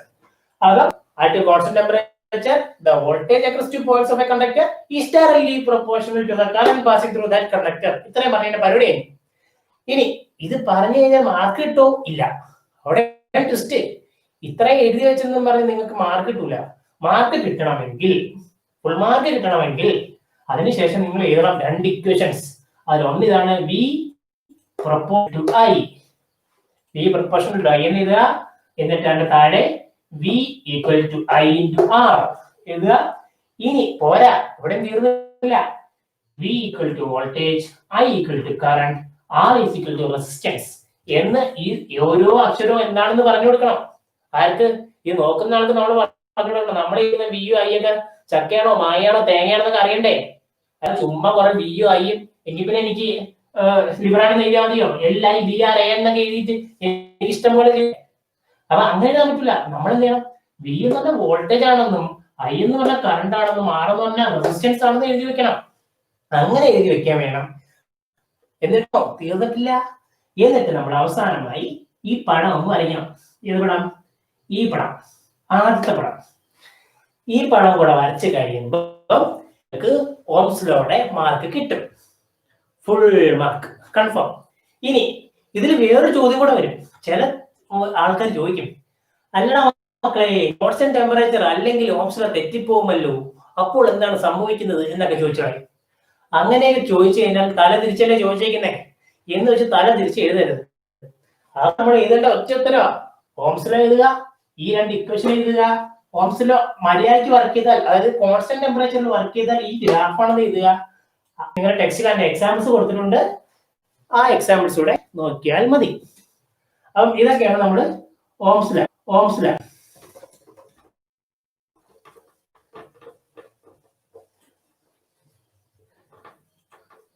ഓക്കെ, ഇത്രയും കാര്യം പിടിക്കുക. ഇനി ഇവിടെ നമ്മൾ വേറൊരു ഈ പടത്തിൽ നിന്ന് തന്നെ വേറൊരു ആൾക്കാരെയും കൂടെ നമുക്ക് പരിചയപ്പെടാം. അവരുടെ പേരാണ് റെസിസ്റ്റിവിറ്റി. ആദ്യം തന്നെ പേര് നിങ്ങൾ പറയും. അപ്പൊ നമുക്ക് ഇത് പേര് ആദ്യം ഞാൻ പറഞ്ഞു പോയത് കൊണ്ട് നമുക്ക് ഒന്നുകൂടെ സംഭവം മനസ്സിലാക്കാം. നമ്മൾ ആദ്യം പറഞ്ഞു ഇവിടെ ഒരു പൈപ്പ് ഇട്ടിട്ടുണ്ട്. ഈ പൈപ്പിനെ കൺട്രോൾ ചെയ്യാൻ വാൾവൊക്കെ വെച്ച് കൺട്രോൾ ചെയ്യുന്നുണ്ട്. ഈ വെള്ളം പോണതിനൊക്കെ കൺട്രോൾ ചെയ്യണമെന്നൊക്കെ പറഞ്ഞു. 2-3 കാര്യങ്ങളാണ് ഇവിടെ മെയിൻ ആയിട്ട് നമ്മൾ നോക്കാൻ പോകുന്നത്. 2-3 കണ്ടീഷൻസ്. പറഞ്ഞ കാര്യം ശരിയാണോ തെറ്റാണോ എന്നൊക്കെ ചിലപ്പോൾ ഞാനിങ്ങനെ ബ്ലണ്ടറൊക്കെ പറയും. ശരിയാണോ തെറ്റാണോ നോക്കണം നിങ്ങളുടെ കടമയാണ്. നേരത്തെ ഓംസ് ലോ ഒക്കെ ഞാൻ തിരിച്ചു വന്നപ്പോൾ നിങ്ങളവിടെ ശരിയാണല്ലോ എന്നൊക്കെ പറഞ്ഞിരുന്നതാണ്. അപ്പൊ അങ്ങനെ ഇരിക്കാൻ പറ്റില്ല. ഇപ്പൊ ഇവിടെ ഞാൻ പറയാൻ പോണ കാര്യം നിങ്ങൾ ആലോചിക്കാനുള്ള കാര്യങ്ങളാണ്. അപ്പൊ അത് ആലോചിച്ചു. ഒന്നാമത്തെ കാര്യം, എനിക്ക് വേണ്ടുന്ന കാര്യം എന്താണെന്ന് പറഞ്ഞുതരാം. ഇതിലുള്ള ഫ്ലോ കുറയ്ക്കണം. ഇതിലുള്ള ഫ്ലോ, ഈ പൈപ്പിൽ കൂടെ ഉള്ള ഫ്ലോ കുറയ്ക്കണം. കുറയ്ക്കണമെന്ന് പറഞ്ഞു കഴിഞ്ഞാൽ എന്റെ ഉദ്ദേശം ഇത്രേ ഉള്ളൂ. ഞാൻ ഇവിടെ ആളെ നിർത്തിയേക്കുവാണെന്ന് വിചാരിക്കാം. ഇതിനകത്ത് ഈ പാത്രത്തിന്റെ അറ്റത്ത് ഒരാളെ നിർത്തിയിട്ട് പറയാണ്, എടാ അവിടെ വെള്ളം വരുന്ന സമയമൊന്നും നീ നോക്കിക്കോണം എന്ന് പറയാം. അപ്പൊ ഇവിടെ നിന്ന് ഇത് ഓണാക്കി വിട്ട ഉടനെ ഇവിടെ വെള്ളം എത്താൻ പാടില്ല. ഞാൻ ഓണാക്കി വിട്ടു, ഞാൻ ഇപ്പൊ ഇന്നിപ്പോ ഓണാക്കി വിട്ടെങ്കിൽ അത് കുറച്ച് ലേറ്റ് ആയിട്ട് എത്താവും. അതായത് ഇത് പോയി അവിടെ സമയം എടുക്കണം, കുറച്ച് ഡിലേ വരണം, കുറച്ച് റെസിസ്റ്റൻസ് ഉണ്ടാവണം. ഈ വെള്ളം ഉടനെ എത്തിക്കാൻ റെസിസ്റ്റൻസ് ഇല്ലെന്നല്ലേ അർത്ഥം. വെള്ളം അങ്ങനെ ഉടനെ എത്താൻ പാടില്ല. അവൻ അങ്ങനെ അത്ര സുഖിച്ച് ഉപയോഗിക്കണ്ട. അവൻ ഇത്തിരി കഷ്ടപ്പെട്ട് ഉപയോഗിച്ചാൽ മതി. അപ്പം അവിടെ വെള്ളം കുറച്ച് പതിയെ എത്തണം. വെള്ളം പതിയെ അപ്പുറം സൈഡിൽ എത്തിക്കാൻ എന്തൊക്കെ ചെയ്യാൻ പറ്റും ഒന്ന് ആലോചിച്ച് നോക്കി. ഇവിടെ എനിക്ക് ഇഷ്ടംപോലെ വെള്ളമുണ്ട്. നടുക്ക് ഞാൻ പൈപ്പ് ഇട്ടിട്ടുണ്ട്. ഈ വെള്ളം അപ്പുറത്ത് എത്തുന്ന വെള്ളമാണ്. ഇതിന്റെ നടുക്കുള്ള പൈപ്പ് കൺട്രോൾ ചെയ്യാം. ഓക്കെ, അതൊരു ഓപ്ഷനാണ്. ഈ നടുക്കത്തെ പൈപ്പ് ഞാൻ എടുത്ത് കളഞ്ഞു. നടുക്കത്തെ പൈപ്പ് എടുത്ത് കളഞ്ഞു കഴിഞ്ഞാൽ എനിക്ക് വെള്ളം എത്തുന്നതിന്റെ സ്പീഡ് കുറയ്ക്കാൻ എന്തൊക്കെ ചെയ്യാൻ പറ്റും? അതാണ് എന്റെ ചോദ്യം. അപ്പൊ എല്ലാരും ആലോചിച്ച് നോക്ക്, എന്തൊക്കെ ചെയ്യാൻ പറ്റും. ചില ഉടായ്പ വഴി കൊണ്ടേ ഇതിപ്പോ ഈ പൈപ്പ് മുറിച്ച് കളയാൻ എന്നുള്ള വഴി ഉണ്ടാവും പറയരുത്. പൈപ്പ് കണക്ട് ചെയ്ത് വെച്ചേക്കുണ്ടേ. അപ്പൊ നമുക്കിത് എന്ത് ചെയ്യാൻ പറ്റുമെന്ന് പറഞ്ഞേ, നിങ്ങൾ ഐഡിയ ഉണ്ടാ? ഞാൻ പറയുന്നത് വെച്ചാല് ഈ പൈപ്പിൽ കുറച്ച് നീളം കൂട്ടുക. ഒരു എക്സാമ്പിൾ പറയുകയാണെങ്കിൽ ഒരു പൈപ്പ് ഇരിക്കുന്നത് തിരുവനന്തപുരം തമ്പാനൂർ ബസ് സ്റ്റാൻഡിലാണെങ്കിൽ മറ്റേ കൊല്ലം ബസ് സ്റ്റാൻഡിലാണെന്ന് വിചാരിക്കുക. അപ്പം ഒരു ഭാഗം ട്രിവാൻഡ്രം ബസ് സ്റ്റാൻഡിലും ഒരു ഭാഗം കൊല്ലം ബസ് സ്റ്റാൻഡിലും ഈ വെള്ളം ഒലിച്ചങ്ങ് എത്തുമ്പോഴേക്കും ഒരു നേരം വെളുക്കൂലേ? അപ്പൊ നമുക്ക് അവിടെ റെസിസ്റ്റൻസ് കുറെ ടൈം എടുത്തില്ലേ? അപ്പൊ നമുക്ക് എന്ത് മനസ്സിലാവും? നമ്മുടെ ഈ റെസിസ്റ്റൻസ് എന്ന് പറഞ്ഞ സാധനം പ്രൊപ്പോർഷണൽ ടു L ആണ്. L എന്ന് പറഞ്ഞാൽ എന്താ? ഈ പൈപ്പിന്റെ നീളം, ലെങ്ത്. ഓക്കെ, അപ്പം ലെങ്ത് ആണ്. ഈ പൈപ്പിന്റെ നീളം കൂടി കഴിഞ്ഞാൽ അവിടെയുള്ള റെസിസ്റ്റൻസ് കൂടി. പൈപ്പിന്റെ നീളം കൂടിയാൽ അവിടെയുള്ള റെസിസ്റ്റൻസ് കൂടി. ഓക്കെ, ഇപ്പൊ ഞാൻ പറഞ്ഞുകൊണ്ടിരിക്കുന്ന അനലോഗിയാണേ. ഇതിനെ ഫിസിക്സ് ആയിട്ട് നിങ്ങൾ കമ്പയർ ഒന്നും ചെയ്യണ്ട, അനലോഗിയാണ് പറഞ്ഞുകൊണ്ടിരിക്കുന്ന. ഫിസിക്സ് പറഞ്ഞുതരാം. Okay, R proportional to L ആണ്. രണ്ടാമത്, അല്ലെങ്കിൽ ഞാൻ ഇപ്പൊ തന്നെ ഫിസിക്സ് പറഞ്ഞു പോകാം, അല്ലെങ്കിൽ നിങ്ങൾക്ക് മനസ്സിലാവും. അപ്പൊ ഇനി നമ്മൾ ഈ L ലെങ്തിന്റെ കാര്യം പറഞ്ഞു. ഇവൻ എങ്ങനെയാണ് അവിടെ എത്തുന്നത് എന്നുള്ള കാര്യം ഒന്ന് മനസ്സിലാക്കണം. അപ്പൊ നമ്മൾ ആദ്യം പറഞ്ഞു ഇതിന്റെ അകത്തൂടെ ആരാ പോകുന്നത്? വെള്ളമല്ല, ഇലക്ട്രോൺ ആണ് പോകുന്നത്. ഇലക്ട്രോൺ ഒരുപാട് ദൂരം സഞ്ചരിച്ച് ഇപ്പുറത്ത് എത്തിയാലും മാത്രമേ ഇപ്പുറത്ത് നമുക്ക് ആ ഇലക്ട്രോണെ കിട്ടത്തുള്ളൂ. ഓക്കെ, അപ്പൊ ദൂരം കൂടുന്നതിനനുസരിച്ച് ഇലക്ട്രോൺ ഓടണം. ഒരുപാട് ഓടണം. ഒരുപാട് ഓടുമ്പോൾ ഇലക്ട്രോൺ ക്ഷീണിക്കൂലേ? ക്ഷീണിക്കുമ്പോൾ ഇലക്ട്രോണിന്റെ എനർജി കുറയൂലേ? കുറയും. ഇപ്പൊ നിങ്ങളാണ് ഇലക്ട്രോൺ, നിങ്ങൾക്ക് ഞാൻ പറയാം തിരുവനന്തപുരം കൊല്ലം വരെ ഓടി വരാൻ പറഞ്ഞാൽ നിങ്ങൾ ഓടി ക്ഷീണിക്കും. അങ്ങനെ ക്ഷീണിക്കുമ്പോൾ നിങ്ങളുടെ എനർജി കുറയും. ആ എനർജി കുറയുമ്പോൾ അർത്ഥം എന്താ? നിങ്ങൾ വേറെ ഫോഴ്സ് റെസിസ്റ്റ് ചെയ്യുന്നതല്ലേ? ആണ്. അവിടെ കറണ്ട് കുറഞ്ഞെന്നല്ലേ? ആണ്. കറണ്ട് കുറയുമ്പോൾ അവിടെ ആര് കൂടിയെന്നാണ് അർത്ഥം? റെസിസ്റ്റൻസ് കൂടിയെന്നാണ് അർത്ഥം. നിങ്ങൾക്ക് അങ്ങോട്ട് പോവാൻ പറ്റാത്ത ഒരു അവസ്ഥ ഉണ്ടായി. നിങ്ങൾക്ക് ഈ എൻഡിൽ നിന്ന് ഈ എൻഡ് വരെ പോവാനുള്ള ഒരു എളുപ്പമുണ്ടല്ലോ, ആ എളുപ്പം മാറിയിട്ട് നിങ്ങൾക്ക് കുറച്ച് കഷ്ടപ്പാടുണ്ടായി അവിടെ. ആ കഷ്ടപ്പാടിനെയാണ് നമ്മൾ റെസിസ്റ്റൻസ് എന്ന് പറയുന്നത്. അപ്പം നീട്ടിക്കഴിഞ്ഞാൽ, ദൂരം കൂടിക്കഴിഞ്ഞാൽ നമുക്ക് എന്താ സംഭവിക്കും? ആ കഷ്ടപ്പാട് കൂടും. ഇനി കഷ്ടപ്പാട് ഓക്കെ, വേറെ ഏത് രീതിയിൽ നമുക്ക് ഇതിലേക്ക് പോകുന്ന ഇലക്ട്രോണെ കഷ്ടപ്പെടുത്താം? അങ്ങനെ ആലോചിക്കാം. നമ്മൾ വെള്ളം വിട്ട് അനലോഗിയൊക്കെ വിട്ട് ഇനിയിപ്പം ഇലക്ട്രോണിന്റെ ഭാഷയിൽ തന്നെ സംസാരിക്കാം. അതാകുമ്പോൾ കുറച്ചും കൂടെ ബെറ്റർ ആയിട്ട് നമുക്ക് മനസ്സിലാവും. വേറെ രീതിയിൽ നമുക്ക് ഇലക്ട്രോണെ കഷ്ടപ്പെടുത്താം. ഞാൻ ഒരു ഐഡിയ പറയാം. അതെന്താന്ന് വെച്ചാല്, ഈ പൈപ്പിന് ഒരു ചെറിയ പൈപ്പാണെന്ന് വിചാരിക്കും, ഒരു കുഞ്ഞു പൈപ്പാണെങ്കിൽ ഇലക്ട്രോൺ ഓടി പെട്ടെന്ന് എത്താൻ പറ്റുമോ? എത്താൻ പറ്റുമോ? ഒന്ന് ആലോചിച്ച് പറഞ്ഞേ. ഒരു കുഞ്ഞു പൈപ്പാണ്, പെട്ടെന്ന് എത്താൻ പറ്റുമോ? പതുക്കെ എത്താൻ പറ്റുമോ? പെട്ടെന്ന് എത്താൻ പറ്റുമോ? അങ്ങനെ പെട്ടെന്ന് എത്തുന്ന കുഞ്ഞു പൈപ്പാണെങ്കിൽ. അപ്പൊ നമുക്കത് നോക്കാം. ഈ ഒരു പൈപ്പ് ഉണ്ടാക്കിയേക്കുന്ന നമ്മളിപ്പം പക്ക ഫിസിക്സ് ആണ് പറയാൻ പോകുന്നത്. മനസ്സിലായിരിക്കും? നിങ്ങൾ ശ്രദ്ധിച്ചിരുന്നതിനെ മനസ്സിലാവില്ല, നിങ്ങൾ കൂളായിട്ടിരുന്നാൽ മതി. അപ്പോഴ് ഈ ഒരു പൈപ്പില് എന്തായിരിക്കും? പൈപ്പിൽ നമ്മളൊരു കണ്ടക്ടർ എന്നാണ് പറയുന്നത് അല്ലെ? Voltage across A conductor. അപ്പൊ ഈ കണ്ടക്ടർ ആണത്. ഒരു കണ്ടക്ടർ എന്ന് പറഞ്ഞാൽ ഒരു മെറ്റൽ പ്ലേറ്റ് ആയിരിക്കും, ഒരു മെറ്റലിന്റെ ബാർ ആയിരിക്കും, എന്തെങ്കിലുമൊക്കെ ആയിരിക്കും. ഒരു മെറ്റലിന്റെ ഒരു കമ്പിയാണ്. ഈ കമ്പിക്ക് ഒരു ഡയമീറ്റർ ഒക്കെ കാണും, ഒരു ഏരിയ ഒക്കെ കാണും. ഓക്കെ, വാട്ടർ ഇറ്റ് അത് അവിടെ ഇരുന്നോട്ടെ. അപ്പൊ നമ്മളൊരു പൈപ്പായിട്ട് എടുക്കാം, കണ്ടക്ടർ പൈപ്പിന്റെ അതുകൊണ്ട് ആരാ ഓടുന്നത്? ഇലക്ട്രോൺ റണ്ണറൈസ് ഒക്കെ വെച്ച് ഓടും. തന്നെ ഇലക്ട്രോൺ ഓടിക്കൊണ്ടിരിക്കുക.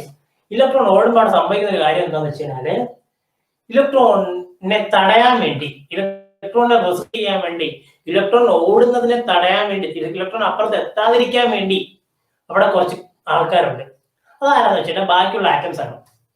ഓക്കെ, ബാക്കിയുള്ള ആറ്റംസ് ഉണ്ട്. അപ്പം ഒരു കണ്ടക്ടറിനകത്ത് ഫ്രീ ഇലക്ട്രോൺ മാത്രമല്ല ഉള്ളത്, അവിടെ വേറെയും ആറ്റംസ് ഉണ്ട്. ഓക്കെ, അപ്പം ഒരുപാട് അതിൽ ഫ്രീ ആയിട്ടുള്ള ഇലക്ട്രോൺസ് ഉണ്ടെങ്കിൽ മാത്രമേ കറണ്ട് ഉണ്ടാകത്തുള്ളൂ. അങ്ങനെ കറണ്ട് ഉണ്ടായാൽ മാത്രമേ നമുക്ക് flow of current electron create ചെയ്യാൻ പറ്റൂ. അങ്ങനെ നമുക്ക് കറണ്ട് ഉണ്ടാക്കാൻ പറ്റും. അതെ, ഈ ഇലക്ട്രോൺ ഓടിപ്പോകുന്ന നേരത്ത് ബാക്കിയുള്ള ആറ്റംസ് ഇലക്ട്രോണിനെ തടഞ്ഞു നിർത്തും. അല്ല മക്കളെ എങ്ങോട്ടാ പോകുന്നത് എന്നൊക്കെ പറഞ്ഞ് തടഞ്ഞു നിർത്തും. അങ്ങനെ തടഞ്ഞു നിർത്തും ഇവന്മാരൊക്കെ ഇടിച്ച് പരത്തൊക്കെ പോകണം, മോഹൻലാൽ സ്റ്റൈലിലൊക്കെ പോകണം. അങ്ങനെ പോകാൻ വേണ്ടി ഇലക്ട്രോൺ എന്ത് ഇവന്മാരെയൊക്കെ ഇടിച്ചു പോകണം. ഇവന്മാർ ഓരോരുത്തരും ഇടിക്കുമ്പോൾ എന്ത് സംഭവിക്കും? ഇലക്ട്രോൺ ക്ഷീണിക്കും ഇല്ലേ? ഇലക്ട്രോൺ ക്ഷീണിക്കും. അപ്പൊ ഒരു ചെറിയ പൈപ്പാണെങ്കിൽ ഈ കുറെ ആൾക്കാരും ഉണ്ട്, ചെറിയ പൈപ്പാണ്. ഫോർ എക്സാമ്പിൾ 100 വേറെ ആറ്റം ഉണ്ട്, ഒരു ഇലക്ട്രോൺ ഉണ്ടെന്ന് വിചാരിക്കാം. ഒരു ചെറിയ പൈപ്പാണെങ്കിൽ എന്ത് സംഭവിക്കും? ഈ 100 ഇടിച്ചു പോകാൻ ഇലക്ട്രോൺ വലിയ പാടല്ലേ? അപ്പം ചെറിയ പൈപ്പാണെങ്കിൽ അവിടെ റെസിസ്റ്റൻസ് കൂടിയാ കൂടി. ഇലക്ട്രോൺ വേറെ വഴിയൊന്നുമില്ല പോവാൻ, ഈ പൈപ്പിൽ കൂടെ തന്നെ പോയാൽ പറ്റും. അപ്പം ഇലക്ട്രോൺ ഒന്നും ചെയ്യാൻ പറ്റില്ല. ആ ഒരു കണ്ടീഷനിലാണെങ്കിൽ നമുക്ക് മനസ്സിലാവും ചെറിയ പൈപ്പാണെങ്കിൽ, അതായത് പൈപ്പിന്റെ ഏരിയ പൈപ്പിന്റെ ഈ ഒരു ഏരിയ അല്ലേ, ഇത് ചെറുതാണെങ്കിൽ ഇതിന്റെ അകത്തൂടെ പോകുന്ന ഇലക്ട്രോണിന് ഒരുപാട് പേര് ഇടിച്ചിട്ട് പോകേണ്ടി വരും. അങ്ങനെ ഇടിച്ചിട്ട് പോകുമ്പം തിരക്കുള്ള ഒരു ബസ്സിനകത്ത് ഇറങ്ങാൻ വേണ്ടി നമ്മൾ തള്ളിക്കൂടി പോകൂലേ, നമ്മുടെ സ്റ്റോപ്പ് എത്തുമ്പം നമ്മുടെ ബാഗൊക്കെ പിറകിലൊക്കെ ഫിറ്റ് എങ്ങനെയെങ്കിലും ഉന്തി തള്ളി പുറത്തെത്തുമ്പോഴേക്കും നമ്മളില്ലാതെ നമ്മൾ ക്ഷീണിച്ച് അയ്യോ അച്ഛാ എനിക്ക് വെള്ളം തായി എന്നൊക്കെ പറയില്ലേ, അതായത് ഇലക്ട്രോൺ ഇപ്പുറത്തെത്തുമ്പോൾ ഇലക്ട്രോൺ ആഫീസ് കൊടുക്കും, ഇലക്ട്രോൺ അങ്ങനെ ക്ഷീണിക്കും. അപ്പം ആ ബസ്സിലുള്ള മുഴുവൻ ആൾക്കാരും ആറ്റംസ്, അപ്പൊ ഇവരെല്ലാം ഈ ഇലക്ട്രോൺ പോകുന്നതിനെ തടഞ്ഞുകൊണ്ടിരിക്കുക. നീ കൊള്ളാതെ, ഞാൻ ഇവിടെ നിൽക്കത്തേ ഉള്ളൂ, നീ വേണമെങ്കിൽ അപ്പുറത്തോടെ പോകുന്നുള്ള നിൽക്കും. അപ്പൊ ഇലക്ട്രോൺ കുറെ എനർജി ലൂസ് ആവും. അപ്പം ഈ ഏരിയ കുറയുന്നതനുസരിച്ച് അനുസരിച്ച് ഏരിയ കുറയുന്നതിനനുസരിച്ച് റെസിസ്റ്റൻസ് എന്ത് ചെയ്യും, കൂടും. അപ്പം ഒരാൾ കുറയുമ്പോൾ മറ്റൊരാൾ കൂടും. ഏരിയ കുറയുമ്പോൾ നമുക്ക് പോകാനുള്ള സ്ഥലം കുറയുമ്പോൾ നമുക്ക് ഉപയോഗിക്കേണ്ട ഫോഴ്സ് കൂടും, നമുക്ക് ഉണ്ടാവുന്ന ഒപ്പോസിഷൻ നമ്മളെ തടഞ്ഞു നിർത്തുന്നത് കൂടും. അങ്ങനെ നമ്മൾ ഇങ്ങനെ ഇൻവേഴ്സ്ലി പ്രൊപ്പോർഷണൽ എന്ന് എഴുതും. ഓക്കെ ആണോ? ഇനി കുറച്ചു ദിവസം കഴിഞ്ഞ് നിങ്ങൾ സാധാരണ പോണ ബസ്സൊക്കെ വിട്ട് വലിയ ബസ് കിട്ടി, അതേപോലെ നമ്മൾ ഇലക്ട്രോൺ ആരെ കിട്ടി, ഒരു വലിയൊരു പൈപ്പ് കിട്ടി. അപ്പൊ കുറച്ച് ആൾക്കാരെ മാത്രം റെസിസ്റ്റ് ചെയ്യാനേ കൊള്ളൂ. ഇലക്ട്രോൺ ഫ്രീ ആയിട്ട് രാജാവിനെ പോലെ ഓടിച്ചാടി നടക്കും അല്ലേ? അപ്പം ഏരിയ കൂടിക്കഴിഞ്ഞാൽ എന്ത് സംഭവിക്കും, ഈ പൈപ്പ് ഞാൻ വലിയൊരു പൈപ്പ് ഇട്ട് കൊടുത്തു, അപ്പം ഏരിയ അവിടെ കൂടി. ഇതാണ് ഏരിയ കേട്ടാ. ഈ ഏരിയ കൂടിയപ്പോ ഇലക്ട്രോൺ അവിടെ സുഖമായിട്ട് അപ്പുറത്ത് പോകാം. ഇലക്ട്രോൺ ഒരുപാട് പേര് ഇടിക്കാനും വേണ്ട, ഇലക്ട്രോൺ വളഞ്ഞു കുളഞ്ഞൊക്കെ പോയി. അങ്ങനെ പോയപ്പോ അവിടെ ഏരിയ അങ്ങോട്ട് കൂടി. അപ്പൊ നമ്മുടെ ആൾ എന്ത് ചെയ്തു, ഇലക്ട്രോണെ എതിർക്കാൻ വന്നവരുടെ എണ്ണം കുറഞ്ഞു. ഇലക്ട്രോണെ എതിർക്കാൻ പറ്റിയില്ല. അപ്പം ഇലക്ട്രോൺ ക്ഷീണിക്കാതെ അപ്പുറത്തെത്തി. അപ്പോഴും നമ്മുടെ സാധനം കറക്റ്റായി, നമ്മുടെ ഈ റൂള് കറക്റ്റായില്ലേ. ആറ് കൂടുമ്പം എ കുറയും, എ കൂടുമ്പം ആറ് കുറയും. അപ്പൊ അങ്ങനെ ഒന്ന് കൂടുമ്പോൾ മറ്റൊന്ന് കുറയുന്നതിനെയാണ് നമ്മൾ ഇങ്ങനെ എഴുതുന്നത്. ഓക്കെ, ആറ് ഇൻവേഴ്സ്ലി പ്രൊപ്പോർഷണൽ ടു 1/a. ഇവിടെ ആണെങ്കിലോ ആറ് പ്രൊപ്പോർഷണൽ ടു എന്നാണ് എഴുതുക. അപ്പം അതിനർത്ഥം എന്താ, ഈ ആറ് കൂടുമ്പോ ഇവിടെ ലെങ്ത് കൂടുമ്പോ ആറ് കൂടും. ലെങ്ത് എന്ന് പറഞ്ഞാൽ നമുക്ക് പോവേണ്ട ദൂരം കൂടിയാൽ അവിടെ ഉണ്ടാകുന്ന റെസിസ്റ്റൻസ് കൂടിക്കൊണ്ടിരിക്കും. ഇത്ര കാര്യം പിടിക്കുക. ഇനി ഇത് രണ്ടും നമ്മൾ നിർത്തി കോൺസ്റ്റന്റ് ആക്കി വെച്ച്, എന്നിട്ട് ഞാൻ ആലോചിക്കുകയാണ് ഇവൻ എങ്ങനെയെങ്കിലും ഇനിയും തടയണം. ഇവനെ തടയാൻ എന്തെങ്കിലും ഐഡിയ പിന്നെയും വേണം. ഞാൻ കുലങ്കിശിതമായി പിന്നെയും ആലോചിച്ച് കഴിഞ്ഞിട്ട് ഞാൻ ഇങ്ങനെ ആലോചിച്ചപ്പോൾ എനിക്ക് വേറൊരു ഐഡിയ വന്നു. ഈ പൈപ്പ് അങ്ങ് മാറ്റിയാല. കാരണം ഇവിടെ ഇത്രയും ഇലക്ട്രോൺ അങ്ങോട്ട് പോകുമ്പോൾ ഈ പൈപ്പിന് താങ്ങാൻ പറ്റിയില്ലെങ്കിൽ എന്ത് ചെയ്യും? ഞാനിപ്പം ഫോർ എക്സാമ്പിൾ ഞാൻ വളരെ ക്വാളിറ്റി കുറഞ്ഞ ലോക്കൽ കടയിൽ കിട്ടുന്ന ഒരു പൈപ്പ് എടുത്തിട്ടാണ് ഈ വെള്ളം മുഴുവൻ പമ്പ് ചെയ്യുന്നത്, ഇലക്ട്രോൺ പമ്പ് ചെയ്യുന്നത് വിചാരിക്കും. അതിലൊരു ലോ ക്വാളിറ്റി കണ്ടക്ടർ, നിങ്ങൾ വയറൊക്കെ വാങ്ങാൻ വേണ്ടി കടയിൽ പോകുമ്പോൾ പല ക്വാളിറ്റിയിലുള്ള വയറുണ്ട്. അപ്പൊ നിങ്ങൾ ഒരു ഏറ്റവും ക്വാളിറ്റി കുറഞ്ഞൊരു വയർ എടുത്തിട്ടാണ് ഇട്ടേന്ന് വിചാരിക്കാം. അപ്പൊ എന്ത് സംഭവിക്കുന്ന വെച്ച് കഴിഞ്ഞാല് ഒരുപാട് ഇലക്ട്രോൺ പോകുമ്പോൾ ഇലക്ട്രോൺ ഓരോരുത്തരും ഇടിച്ചിടിച്ചല്ലേ പോകുന്നത്. ഇടിച്ചിടിച്ച് പോകുമ്പോൾ ഇലക്ട്രോണിന്റെ എനർജി കുറയുന്നുണ്ടോ? ഉണ്ട്.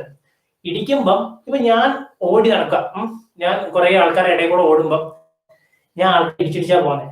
അപ്പൊ എന്ത് സംഭവിക്കുന്ന വെച്ചാല് ഞാൻ ക്ഷീണിക്കും, ഒന്ന്, അതെല്ലാവർക്കും അറിയാം. അതേപോലെ എന്റെ ശരീരത്തിൽ ഉണ്ടാവൂലേ? ഞാൻ എല്ലാവരും ഇടിച്ചിടിച്ച് പോകുമ്പോൾ ചൂടുണ്ടാവും. അപ്പം ഞാൻ ക്ഷീണിക്കുന്നത് ആ ക്ഷീണം എങ്ങനെയാ പോയി, ചൂടായിട്ടാണ് ഇങ്ങനെ പോയിക്കൊണ്ടിരിക്കുന്നത്. അതിന് കാരണമാണ് ഞാൻ വിയർക്കുന്നത്. അതേ കണക്ക് നമ്മുടെ ഇലക്ട്രോണിക് കണ്ടക്ടറിന്റെ അകത്ത് ഓടുമ്പോൾ ഇലക്ട്രോൺ ക്ഷീണിക്കും. ഇലക്ട്രോണിന്റെ എനർജി ഇങ്ങനെ ഡെസിപ്പേറ്റ് ചെയ്യും.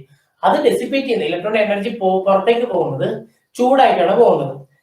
നമുക്ക് ആ ചെയ്യാൻ വിയർപ്പൊക്കെ ഉണ്ട്, മെയിൻറ്റെയിൻ ചെയ്യും. പക്ഷെ ഇലക്ട്രോൺ അങ്ങനെ ആരില്ല.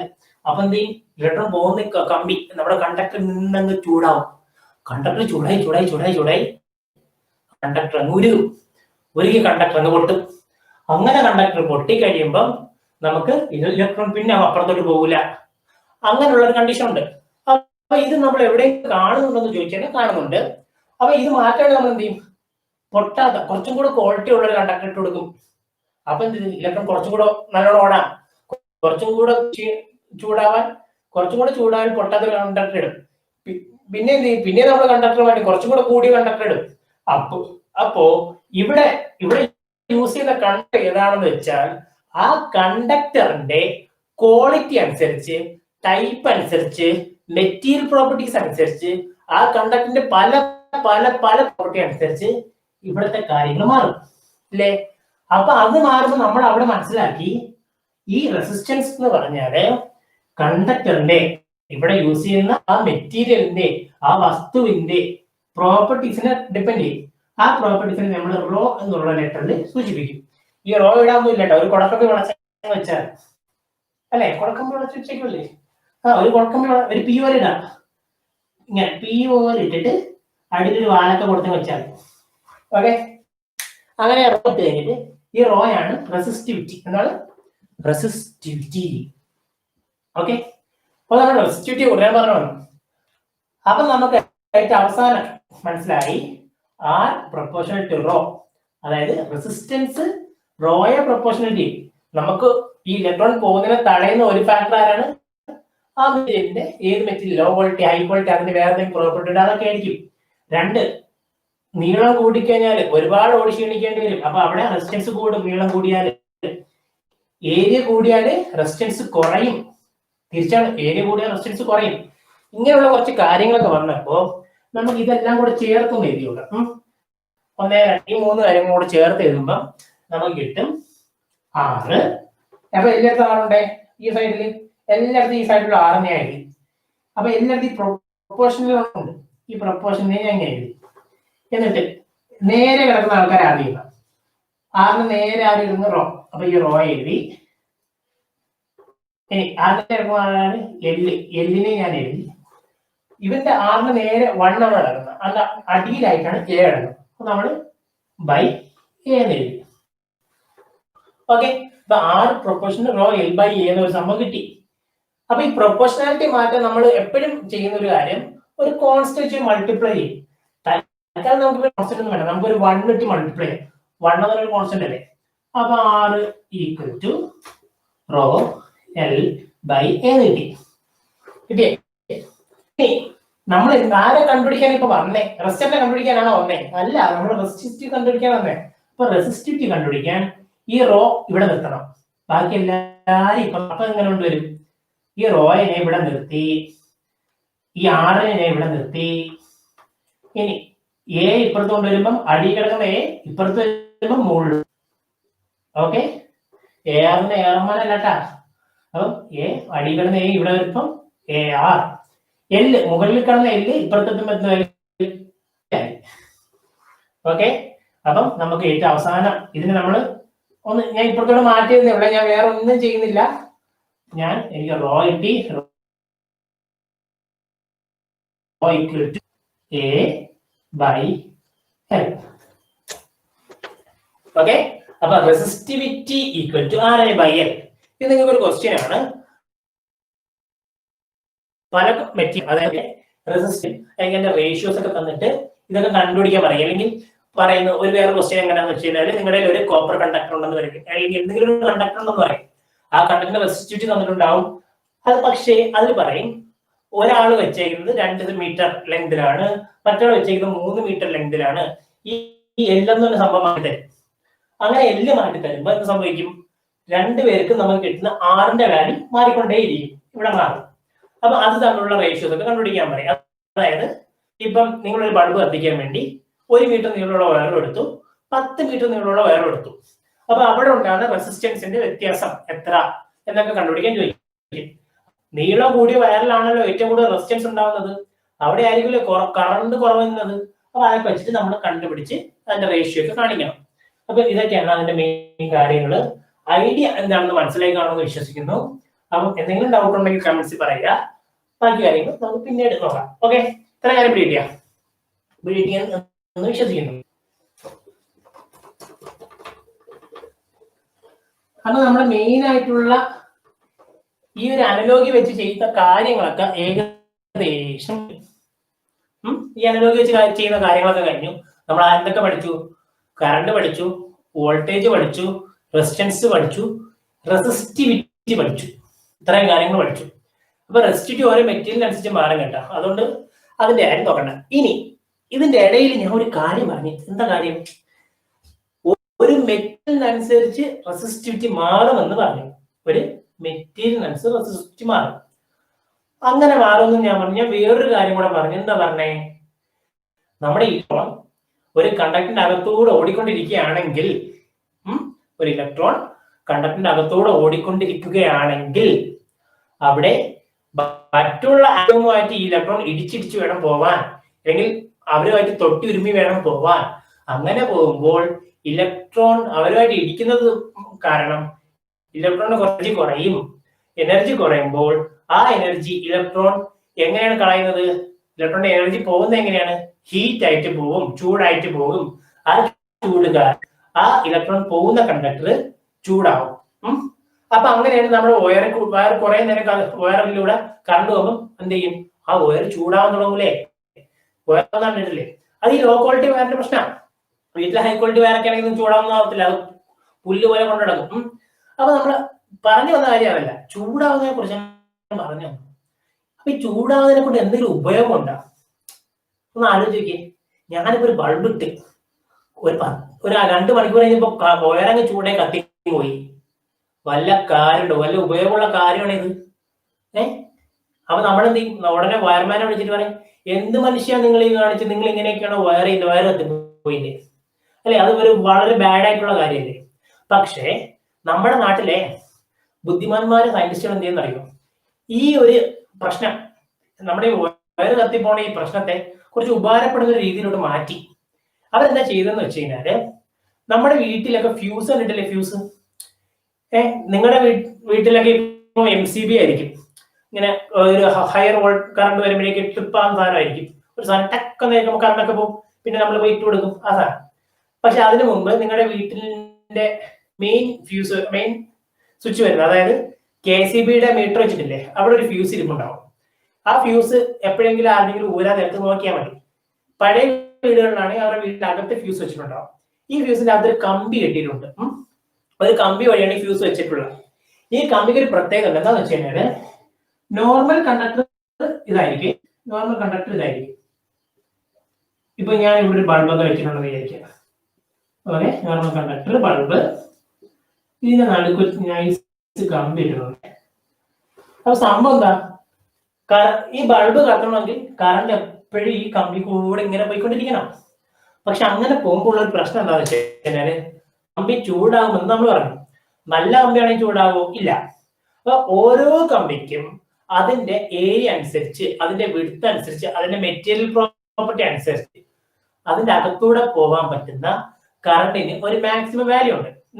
ഓരോ കമ്പിക്കും ഉണ്ട്. നമ്മൾ ഏത് കമ്പി എടുത്താലും ആ കമ്പിക്ക് അകത്തൂടെ പോകാൻ പറ്റുന്ന മാക്സിമം കറണ്ട് വാല്യൂ ഉണ്ട്. അതുകൊണ്ടാണ് നമ്മുടെ വീട്ടിൽ വയർ ചെയ്യുന്ന ചേട്ടന്മാര് കടയിൽ പോയിട്ട് 1 mm വയർ, 1.5 mm വയർ എന്നൊക്കെ പറയുന്നതാണ്. അപ്പൊ അത് കണക്ക് ഓരോന്നിനും ഒരു മാക്സിമം വാല്യൂ ഉണ്ട്. ആ കറണ്ടിനേക്കാൾ കൂടുതൽ കറണ്ട്, ഇപ്പൊ ഫോർ എക്സാമ്പിൾ എൻ്റെ ഒരു വയർ ഉണ്ട്, ആ വയറിന് മാക്സിമം 1 ആംപിയർ കറണ്ട് ആണ് കൊണ്ടുപോകാൻ പറ്റുന്നതെന്ന് വിചാരിക്കാം. അങ്ങനെയാണെങ്കിൽ ഞാൻ 2 ആംപിയർ കൊടുത്താൽ 1നേക്കാൾ കൂടുതലായിട്ട് കൊടുത്തു കഴിഞ്ഞാൽ ഈ കമ്പി ചൂടാവും. ഈ കമ്പി ചൂടായിട്ട് പൊട്ടിപ്പോകും. അപ്പൊ നമ്മൾ അത് കുറച്ച് ഉപകാരപ്പെടുത്തി എങ്ങനെയെന്ന് പറഞ്ഞാല്, വീട്ടിൽ നമുക്ക് ഇത്ര കറണ്ട് ആണെന്ന് ഉണ്ട്. നമ്മുടെ വീട്ടിൽ ഓരോ റൂമിലും ഓരോ കണക്ഷനിൽ ഇത്ര കറണ്ട് വേണമെന്നുണ്ട്. ആ കറണ്ട്, വേണ്ടുന്ന കറണ്ട് നമ്മൾ ഫിക്സ് ചെയ്തിട്ട് അതിനേക്കാൾ കൂടുതൽ കറണ്ട് വന്നു കഴിഞ്ഞാൽ നമ്മുടെ വയർ കത്തിപ്പോണം. അപ്പൊ അതിനു വേണ്ടി നമ്മളൊരു ഫ്യൂസിന്റെ വയർ അങ്ങനെ ഡിസൈൻ ചെയ്യും. ബാക്കിയുള്ള ഒരു വയർ കത്തില്ല കേട്ടോ. ബാക്കിയുള്ള വയർ കുറച്ചും കൂടെ കപ്പാസിറ്റി ഉള്ള വയർസ് ഒക്കെ ഇട്ടേക്കുന്നത്. ഫ്യൂസിന്റെ വയർ മാത്രം ഇത്രയും ആംപിയറിനേക്കാൾ കൂടുതലാണ് വരുന്നതെങ്കിൽ കത്തിപ്പോകാൻ വേണ്ടി ഡിസൈൻ ചെയ്യും. ഇതിന്റെ ഉപയോഗം എന്താണെന്ന് വെച്ച് കഴിഞ്ഞാല്, നമ്മൾ ചില ഡിവൈസ് ഒക്കെ വീട്ടിൽ കണക്ട് ഓവർ കറണ്ട് ഉണ്ടാവും. അതായത് നമുക്ക് വേണ്ടുന്ന കറണ്ടിനേക്കാൾ കൂടുതൽ കറണ്ട് പോകും, അല്ലെങ്കിൽ ലീക്കേജ് ഒക്കെ ഉണ്ടാവും. കറണ്ട് എവിടെയെങ്കിലൊക്കെ ചുമ്മാ പോകും. അങ്ങനെ പോകുന്ന സമയത്ത് എന്ത് സംഭവിക്കാന്ന് വെച്ചാൽ, നമ്മുടെ ഒരുപാട് കറണ്ട് ചുമ്മാ പോവല്ലേ, അപ്പൊ നമ്മൾ അറിയുന്നില്ലല്ലോ. അപ്പം ഈ വയറിനെ നോക്കുമ്പോൾ, ഈ വയർ ഇങ്ങനെ നോക്കുമ്പോൾ കറണ്ട് കയറി പോകണം. അപ്പൊ നമ്മുടെ വീട്ടിൽ 10 ആവശ്യമുള്ളൂ, പക്ഷെ 15 ആമ്പിയറിന്റെ കറണ്ട് ഇങ്ങനെ വേസ്റ്റ് ആയിക്കൊണ്ടിരിക്കുകയാണെങ്കിൽ ഈ വയറിൽ കൂടെ പോകുന്നുണ്ട്. നമ്മുടെ ഫ്യൂസ് പറയും, നമ്മുടെ ഫ്യൂസ് എനിക്ക് താങ്ങാൻ പറ്റില്ല, ഞാൻ കത്തിപ്പോകും. അങ്ങനെ ഫ്യൂസ് അതിന്റെ ലിമിറ്റ് കഴിയുമ്പോൾ ഫ്യൂസ് കത്താൻ തുടങ്ങും. അപ്പം അങ്ങനെ ഫ്യൂസ് കത്തി പോകുന്നതാണ് നമ്മൾ ഫ്യൂസ് യൂസ് ചെയ്യുന്നത്. ഇത് യൂസ് ചെയ്തുകൊണ്ട് ഗുണം എന്താ? നമ്മുടെ ഡിവൈസ്, ഈ ഫ്യൂസിന് ശേഷം കണക്ട് ചെയ്തിട്ടുള്ള എല്ലാ ഡിവൈസും പ്രൊട്ടക്റ്റഡ് ആവും. കാരണം ഒരു വലിയൊരു കറണ്ട് വരിക, ഒരു ഹൈ സർജ്, ഒരു ഫോർ എക്സാമ്പിൾ നമ്മുടെ ലൈറ്റിംഗ് ഇല്ലേ, മിന്നലൊക്കെ ഭയങ്കര കറണ്ടായി കയറി വരുന്നത്. ഇത്രയും കറണ്ട് വന്ന് നമ്മുടെ ഡിവൈസിൽ കയറി നമ്മുടെ ടി വിയിലൊക്കെ വന്ന് കയറിയല്ല, ടി വി നിന്ന് കത്തും. അപ്പം ടി വി നിന്ന് കത്തായിരിക്കും എന്തിനാ, ഇത് ആദ്യം വരുന്നത് നമ്മുടെ ഫ്യൂസിലേക്കായിരിക്കും. ഫ്യൂസിൽ വന്ന് നോക്കുമ്പോൾ ഫ്യൂസ് പറയും എനിക്ക് ഇത്രയും കറണ്ടൊന്നും താങ്ങാൻ പറ്റില്ല എന്റെ പൊന്നോ, ഞാൻ പൊട്ടാൻ പോവുകയാണെ എന്ന് പറഞ്ഞ് ഫ്യൂസ് അങ്ങ് പൊട്ടും. ഫ്യൂസ് പൊട്ടുമ്പോൾ പിന്നെ ബാക്കിയുള്ള സ്ഥലത്ത് എന്തായി, ഒരു ഓപ്പൺ സർക്യൂട്ട് ആയി. അപ്പൊ എന്ത് ചെയ്യും, കണ്ട് അപ്പുറത്തോട്ട് പോകില്ല. അപ്പൊ മിന്നൽ വന്നിട്ട് മിന്നൽ ശശിയെ തിരിച്ചുകൊണ്ടിരിക്കും. അപ്പൊ അതിനുള്ള കുറച്ച് ഉപയോഗങ്ങളും ഈ കാരണങ്ങൾ കൊണ്ടുണ്ട്. അതേപോലെ ചില ആൾക്കാർ വീട്ടിൽ വയർ ചെയ്യാൻ നേരത്ത് വളരെ ലോ ക്വാളിറ്റി വയറൊക്കെ ഇട്ട് വീട്ടിന്റെ അകത്തെ വയറിങ്ങൊക്കെ കത്തി പോണ കാര്യങ്ങൾ സംഭവിക്കാറുണ്ട്. അപ്പൊ ഇതൊക്കെയാണ് ഇതിൽ മെയിനായിട്ട് ഈ ഒരു സെഷനിൽ പറയാനുള്ളത്. അപ്പൊ ഫ്യൂസ് വയർ എങ്ങനെയാണ് വർക്ക് ചെയ്യുന്നത് എന്നുള്ള കാര്യം എക്സാമിന് ചോദിക്കും. ഫ്യൂസ് വയർ വർക്ക് ചെയ്യുന്നത് എങ്ങനെയാണെന്ന് വെച്ച് കഴിഞ്ഞാൽ, ഫ്യൂസ് വയർ വർക്ക് ചെയ്യുന്ന പ്രിൻസിപ്പിളിന്റെ പേരാണ് heating effect of electric current എന്നുള്ളത്. Heating effect of electric current. Okay, heating effect of electric എന്നുള്ള ഒരു എഫക്റ്റ് ഉണ്ട്. അതിന് നമ്മൾ ജൂൾസ് ലോ എന്നൊക്കെ പറയും. ഇതിനൊരു ഇക്വേഷൻ കൂടെ ഉണ്ട്. ആ ഇക്വേഷൻ ആണ് H = I²T. അപ്പൊ നമുക്ക് ഇനി ഒരു ഇക്വേഷൻ ഒക്കെ കിട്ടി. ഇനി ഈ ഇക്വേഷൻ എന്താ സംഭവം കൂടെ നമുക്ക് നോക്കണം കേട്ടോ. അപ്പൊ അതെന്താന്ന് വെച്ച് കഴിഞ്ഞാല് ജൂൾസ് ആണ്. ജൂൾ എന്ന് പറഞ്ഞ എനർജിയുടെ ഒരു അളവാണ്. നിങ്ങൾ വർക്കിലൊക്കെ പഠിച്ചില്ലേ, വർക്ക് എനർജി ജൂൾ എന്നൊക്കെ. അപ്പം H = I²RT. അപ്പൊ H എന്ന് പറഞ്ഞാൽ ചൂടെന്നാണ്, ഹീറ്റ്. എത്രത്തോളം ഹീറ്റ് ആണ് അവിടെ ജനറേറ്റ് ചെയ്യുന്നത്, എത്രത്തോളം ചൂട് ഉണ്ടാവുന്നുണ്ട് ഒരു കണ്ടക്ടറിൽ. അപ്പൊ നമ്മൾ പറയുന്നത് എന്താ, കറണ്ട് കയറി പോകുമ്പോൾ ചൂടുണ്ടാവുന്ന പറയുന്നേ. അപ്പൊ കറണ്ട് കയറി പോകുമ്പോൾ ഉണ്ടാകുന്ന ചൂടിനെയാണ് H എന്ന് പറഞ്ഞത്. ഇനി I എന്ന് പറഞ്ഞാൽ അറിയാലോ, കറണ്ട് ആണെന്ന് അറിയാം. ഐയുടെ സ്ക്വയർ ടൈംസിലാണ് കൂടുന്നത്. അപ്പം H എപ്പോഴും ഐയുടെ സ്ക്വയർ ടൈംസിലായിരിക്കും വരുന്നത്. R എന്ന് പറഞ്ഞാൽ എന്താ നമുക്കറിയാം, റെസിസ്റ്റൻസ് ആണ്. T ആരാണ്, T എന്ന് പറഞ്ഞാൽ ടൈമാണ്. അപ്പൊ എത്ര ടൈം കറണ്ട് പോകുന്നു എന്നുള്ളതിനനുസരിച്ച് ചൂട് ഡിപ്പെൻഡ് ചെയ്യും. ഇതിനൊരു ബെസ്റ്റ് എക്സാമ്പിൾ എന്ന് പറഞ്ഞാൽ, നിങ്ങളുടെ വീട്ടിൽ ഇൻകാൻഡസൻ ബൾബ് ഉണ്ടല്ലോ, മറ്റേ മഞ്ഞ ബൾബ്, ഗ്ലാസ്സിൽ 10 രൂപയുടെ ബൾബില്ലേ, ആ ബൾബ്. ഈ ബൾബ് എടുത്തിട്ട് നിങ്ങൾ ഒരു 5 മിനിറ്റ് വെക്കണം വിചാരിക്കാം. 5 മിനിറ്റ് വെക്കുമ്പോൾ ഈ T എന്ന് പറഞ്ഞാൽ എത്രയായി, 5. അപ്പം ഇത് മിനിറ്റിലല്ല കാൽക്കുലേറ്റ് ചെയ്യുന്ന, സെക്കൻഡ്സിലാണ്. ടിയുടെ യൂണിറ്റ് സെക്കൻഡ് ആണ്. അപ്പം 5 മിനിറ്റ് എന്ന് പറഞ്ഞാൽ 5 × 60 എത്രയായി, 300 സെക്കൻഡ് ആയി അല്ലെ. അപ്പൊ 300 സെക്കൻഡ് യൂസ് ചെയ്യണം. ഇനി വേറൊരു ബൾബ് എടുത്തിട്ട്, അതേപോലെ സ്പെക്കൽ ബൾബ് വേറൊരെണ്ണം എടുത്തിട്ട് നിങ്ങൾ ഒരു 10 മിനിറ്റ് യൂസ് ചെയ്യണേ. അപ്പൊ 10 മിനിറ്റ് യൂസ് ചെയ്യുമ്പോൾ എന്തായി, 10 × 60. 60 എന്ന് കൺവേർഷൻ മനസ്സിലായോ, സെക്കൻഡിലോട്ട് ആക്കണം. 10 മിനിറ്റിന് സെക്കൻഡിലുള്ളത് കണക്കാക്കാണ്. അപ്പൊ 10 × 60 ആയപ്പോൾ 600 സെക്കൻഡ് ആയി. ഓക്കെ, കയ്യിലും ആവെല്ലാം സെയിം ആണ്. പക്ഷെ നമ്മൾ ഒരു ബൾബ് 5 മിനിറ്റ് കത്തിച്ച്, വേറൊരു ബൾബ് 10 മിനിറ്റ് കത്തിച്ച്. അപ്പൊ ഏത് ബൾബിനെങ്കിൽ ചൂട് കൂടുതൽ? നിങ്ങൾ സാറ് എന്താ പറയുന്നത്, ഒബ്വിയസ്ലി 10 മിനിറ്റ് കത്തിച്ച ബൾബിനെങ്കിൽ ചൂട് കൂടുതൽ. അത് തന്നെയാണ് ഈ ലോ. അപ്പം ടൈം കൂടിയാൽ ആര് കൂടും, H കൂടും. R കൂടിയാൽ ആര് കൂടും, H കൂടും. അപ്പൊ ആര് കൂടി ഇങ്ങനെ H കൂടുന്നത്, നമ്മൾ നേരത്തെ പറഞ്ഞു കഴിഞ്ഞാല് ഈ ഇലക്ട്രോൺ പോകുന്നതിനെ തടഞ്ഞു നിർത്തുമ്പോൾ സംഭവിക്കും, ഈ ഇലക്ട്രോൺ ഒരുപാട് ഫോഴ്സ് കൊടുക്കേണ്ടി വരും. ഇലക്ട്രോൺ ക്ഷീണിക്കും, ഇലക്ട്രോൺ എനർജി ലൂസ് ആവും.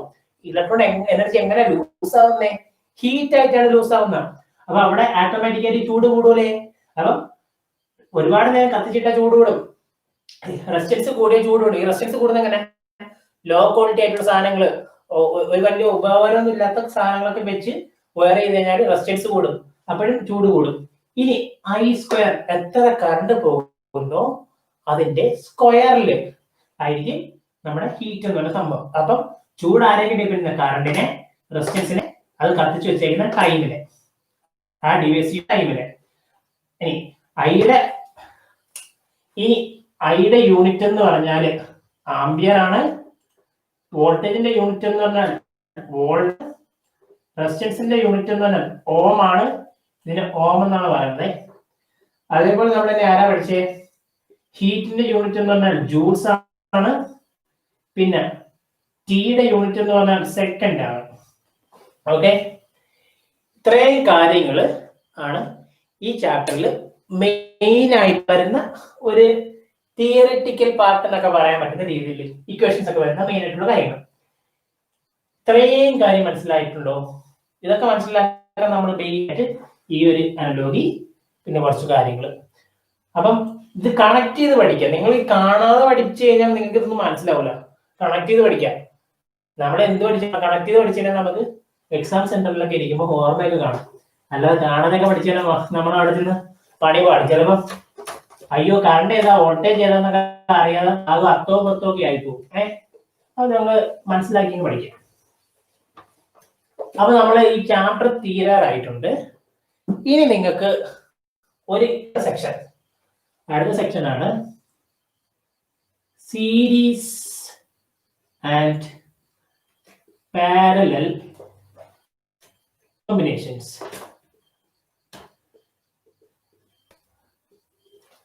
ഓക്കെ,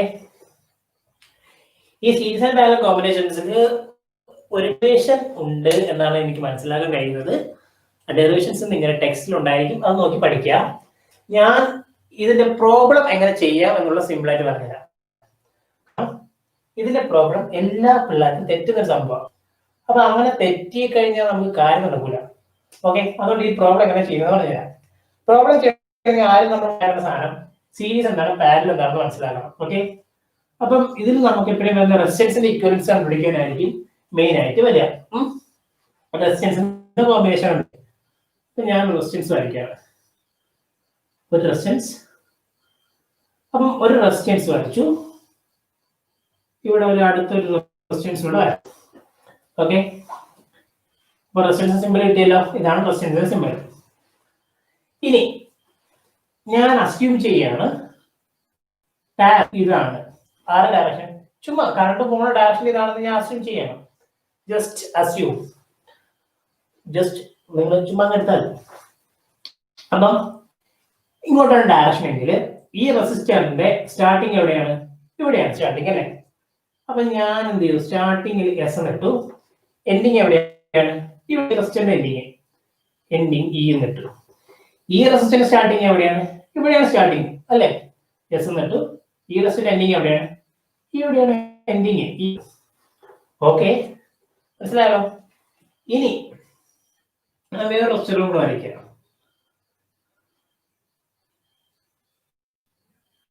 ഞാൻ അതിന്റെ മൂന്നെണ്ണം വരയ്ക്കുന്നത്. ഞാൻ ഗുരുഗുരാന്ന് വരയ്ക്കത്തുണ്ടേ. അങ്ങനെ വരയ്ക്കരുത് കേട്ടാ. അങ്ങനെ വരച്ചു കഴിഞ്ഞാൽ തെറ്റാണേ. നമ്മളെപ്പോഴും ഒരു അത്യാവശ്യം സ്റ്റാൻഡേർഡ് ഒക്കെ പാലിച്ചു പോണ്ടേ. മൂന്നെണ്ണം വരച്ചാൽ മതി. അപ്പൊ ആൾക്കാർക്ക് മനസ്സിലാക്കണം റെസിസ്റ്റർ ആണോ. അപ്പം ഇതിന് ഞാൻ ഡയറക്ഷൻ ഇതെന്ന് എടുത്തു. അങ്ങനെയാണെങ്കിൽ എന്റെ സ്റ്റാർട്ടിങ് ഇതാണ്, എൻഡിങ് ഇതാണ്. സ്റ്റാർട്ടിങ് ഇതാണ്, എൻഡിങ് ഇതാണ്. ഇനിയാണ് അടുത്ത ട്രിക്കി പാർട്ട്. ഒരു എൻഡും ഒരു റെസിസ്റ്ററിന്റെ എൻഡും വേറൊരു സ്റ്റാർട്ടും കൂടെ മീറ്റ് ചെയ്താൽ, ഒരു റെസിസ്റ്ററിന്റെ എൻഡും വേറെ റെസിസ്റ്ററിന്റെ സ്റ്റാർട്ടും കൂടെ മീറ്റ് ചെയ്താൽ ഇതിനെ നമ്മൾ പറയും സീരീസ് കോമ്പിനേഷൻ.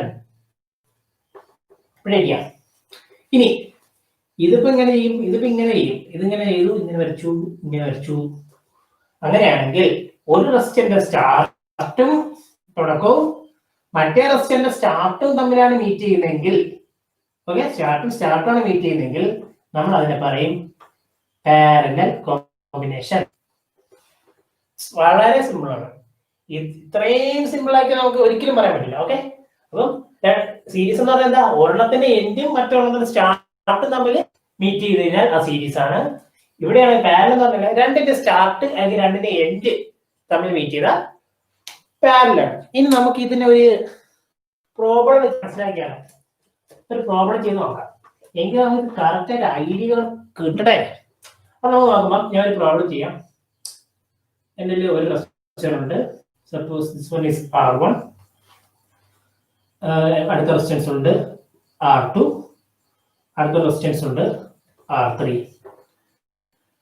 വേറെ റെസിസ്റ്റൻസ് ഉണ്ട് R4. വേറെ റെസിസ്റ്റൻസ് ഉണ്ട് R5. ആൻഡ് ഞാൻ ഇതിനെ എല്ലാം കൂടെ ഒരു വോൾട്ടേജ് സോഴ്സിലേക്ക് കണക്ട് ചെയ്തേക്കാണ്.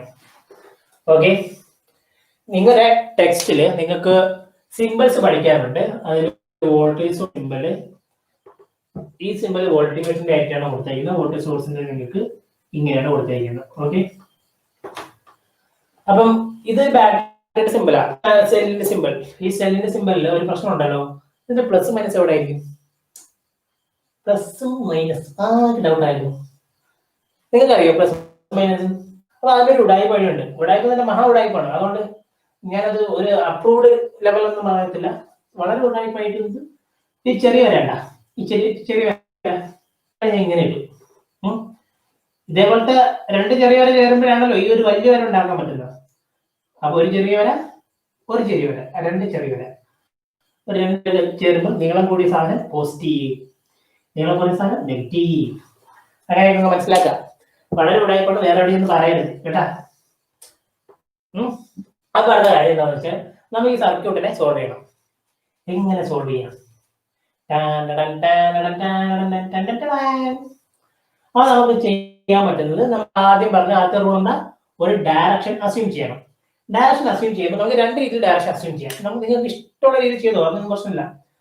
നമ്മുടെ കറണ്ട് എപ്പോഴും ചെയ്യുന്നത് എങ്ങോട്ടാണ് നോക്കണം. കറണ്ട് ഫ്ലോ ചെയ്യുന്നത് എപ്പോഴും പോസിറ്റീവിൽ നിന്ന് നെഗറ്റീവിലേക്കാണ്. പക്ഷെ നമ്മൾ നേരത്തെ ഒരു കാര്യം പറഞ്ഞത് എന്താ? നമ്മൾ നേരത്തെ ഇപ്പം നമ്മുടെ ഇലക്ട്രോൺ ഇങ്ങനെ ഒരു ടാങ്കിൽ ഇരുന്ന് ആ ടാങ്കിൽ നിന്നല്ലേ നമ്മൾ ഒരുപാട് ഇലക്ട്രോണുള്ള സ്ഥലത്ത് നിന്ന് കുറച്ച് ഇലക്ട്രോണുള്ള സ്ഥലത്തേക്കല്ലേ പോയാൽ. അപ്പൊ ഒരുപാട് ഇലക്ട്രോൺ ഉണ്ടെങ്കിൽ അതിന്റെ അർത്ഥം നെഗറ്റീവ്. അപ്പൊ നെഗറ്റീവ് പോസിറ്റീവിലോട്ടല്ലേ പോകണ്ടേ? സാധനം ഒന്ന് കണ്ടെത്തലാ പറയുന്നത് പോസിറ്റീവ് നെഗറ്റീവിലോട്ടൊന്ന്. അപ്പൊ സംഭവം എന്താണെന്ന് വെച്ച് കഴിഞ്ഞാല് നമ്മുടെ ഈ ഇലക്ട്രോൺ ഫ്ലോ ചെയ്യുന്നത് ഒരുപാട് ഇലക്ട്രോൺ ഉള്ള സ്ഥലത്ത് നിന്ന്, അതായത് നെഗറ്റീവ് ആയിട്ടുള്ള സ്ഥലത്ത് നിന്ന് പോസിറ്റീവ് ആയിട്ടുള്ള സ്ഥലത്തേക്കാണ് ആര് പോകുന്നത്? ഇലക്ട്രോൺ പോകുന്നത്. പക്ഷെ പണ്ട് മുതലേ നമ്മുടെ നാട്ടിലെ സയന്റിസ്റ്റുകൾക്കെല്ലാം ഈ മൈനസിനോട് ഒരു പുച്ഛമാണ്. അപ്പൊ അങ്ങനെ എന്ത് ചെയ്തു? നമുക്കത് അംഗീകരിക്കാൻ പറ്റൂല. അതുകൊണ്ട് നമ്മളെല്ലാം പോസിറ്റീവിൽ നിന്നേ എടുക്കത്തുള്ളൂ എന്ന് പറഞ്ഞിട്ട് കൺവെൻഷനലി, എന്താണ് കൺവെൻഷനലി നമ്മൾ പോസിറ്റീവിൽ നിന്ന് നമ്മളെ കണക്കൂട്ടലാണ് പോസിറ്റീവിൽ നിന്നാണ്. നമ്മൾ ബി പോസിറ്റീവ് എന്നൊക്കെ പറയാനായിട്ട് നമ്മളെല്ലാം പോസിറ്റീവായിട്ട് എടുക്കാൻ തുടങ്ങി. അങ്ങനെ പോസിറ്റീവായിട്ട് എടുത്തപ്പോൾ എന്ത് ചെയ്തു? കറണ്ടിന്റെ ഡയറക്ഷൻ പോസിറ്റീവ് നെഗറ്റീവിലോട്ടായി. ഇതൊരു ഇമ്പോർട്ടന്റ് ക്വസ്റ്റ്യൻ ആണ്. എന്തുകൊണ്ട് ഇലക്ട്രോണിന്റെ ഡയറക്ഷൻ നെഗറ്റീവ് ടു പോസിറ്റീവും കറണ്ടിന്റെ ഡയറക്ഷൻ പോസിറ്റീവ് ടു നെഗറ്റീവ് എന്ന് ചോദിക്കും. അപ്പൊ നിങ്ങൾ പറയേണ്ടത് എന്താ? ഇലക്ട്രോൺ ഫ്ലോയുടെ ഡയറക്ഷൻ നെഗറ്റീവ് ടു പോസിറ്റീവ് ആണ്, ബിക്കോസ് ഇലക്ട്രോണിന്റെ അബണ്ടൻസ് ഉണ്ടാവുന്ന നെഗറ്റീവ് ടെർമിനലിലാണ്. അതേസമയം current direction positive to negative ആണ്, ബിക്കോസ് ഇറ്റ് ഈസ് കൺവെൻഷനലി. കൺവെൻഷനായിട്ട് പണ്ട് മുതലേ പരമ്പരാഗതമായി നമ്മൾ എടുത്തുകൊണ്ടിരുന്ന അങ്ങനെയാണ് മനുഷ്യ മിസ്റ്റർ എന്നൊക്കെ പറയണം. ഓക്കെ, അങ്ങനെ ആൻസർ ചെയ്തിട്ട് ആൻസർ ബാക്കി പ്രൊഫഷണൽ ചെയ്തിരിക്കണേ. അപ്പൊ ഇങ്ങനെയൊക്കെയാണ് കാര്യങ്ങൾ. ഒരു ഡയറക്ഷൻ കിട്ടി, ടുണ്ടുടും ടുണ്ടുടും ടുണ്ടുടും, ഞാൻ കറണ്ട് ഇങ്ങനെ പോയിക്കൊണ്ടിരിക്കുക ഇലക്ട്രോൺ. അപ്പൊ നമുക്ക് ഈ ഒരു സർക്യൂട്ടിനെ എങ്ങനെ സോൾവ് ചെയ്യാൻ പറ്റും? നമുക്ക് വിശദമായി ആലോചിക്കുകയാണ്. അപ്പൊ ആദ്യം നമ്മൾ ആലോചിക്കുമ്പം ഇവരെ അങ്ങോട്ട് എടുത്താലോ? ആ മുകളിൽ R1 R2 R3 പറ്റൂല അല്ലേ? ഇവിടെ താഴെ രണ്ടുപേര് ഇപ്പുണ്ട്. ഇവന്മാർ എന്തെങ്കിലും ചെയ്താലേ എടുക്കാൻ പറ്റൂ. അപ്പൊ ഞാൻ വിചാരിച്ചു R2 പാരലൽ, കാരണം R2ന്റെ സ്റ്റാർട്ടിങ്ങും എൻഡിങ്ങും നോക്കി. അപ്പൊ R4 നമ്മൾ നോക്കിയേ, നമുക്ക് ഇവിടെ സ്റ്റാർട്ടിങ് എൻഡിങ് മാർക്ക് പോവേ. Starting ending, starting ending, starting ending. അപ്പൊ നമ്മുടെ ഡയറക്ഷൻ എങ്ങോട്ടാണ്? അപ്പൊ ഞാൻ ഇവിടെയും കൊടുത്തു സ്റ്റാർട്ടിങ് എൻഡിങ്, സ്റ്റാർട്ടിങ് എൻഡിങ്. ഇതിലൊന്നും ആർക്കും ഡൗട്ട് ഇല്ലല്ലോ, ബാക്കിയാണല്ലോ. നമ്മൾ നേരത്തെ എന്താ പറഞ്ഞേ? ഒരാളുടെ എൻഡും ഒരാളുടെ സ്റ്റാർട്ടും കൂടെ മാച്ച് ആയി കഴിഞ്ഞാൽ അവിടെ ആരുണ്ടെന്നാ പറഞ്ഞേ? സീരീസ് ആണെന്നാ പറഞ്ഞേ. ഇവിടെ എൻഡും സ്റ്റാർട്ടും മാച്ച് ചെയ്ത് സീരീസ് ആണ്. പക്ഷെ ഇവിടെ നാട്ടിൽ ആളിങ്ങനെ വന്ന് കിടപ്പുണ്ട്, ഒരു അപശകുനം. അപ്പം ഇവിടെ സ്റ്റാർട്ടിങ്ങും കൂടെ വരുമ്പോൾ ഇവിടെ പാരലായി. പക്ഷെ ഇവിടെ എൻഡിങ്ങും സ്റ്റാർട്ടിങ്ങും കൂടെ വന്നപ്പോൾ ഇവിടെ സീരീസ് ആയി. ആകെ തലവേദനയായി. എന്താ ചെയ്യാ എന്ന് വിചാരിച്ചിങ്ങനെ നിൽക്കുമ്പോഴാണ് നമുക്ക് ഇവനെ അങ്ങ് സോൾവ് ചെയ്യാന്ന് വിചാരിച്ചു. ഏറ്റവും അകത്തുള്ള ആളെ സോൾവ് ചെയ്തിട്ട് പുറത്തു പോകണം. കാരണം ആളെ അടിച്ച് വരുത്തി റെഡിയാക്കിയിട്ട് പുറത്തോട്ട് ഇറങ്ങിയാൽ മതി. അപ്പൊ നമ്മൾ അകത്തുള്ള R4നെ R5നെ നോക്കിയപ്പോൾ ഇവന്മാർ രണ്ടുപേരും എങ്ങനെ ഇരിക്കുന്നത്? Parallel series.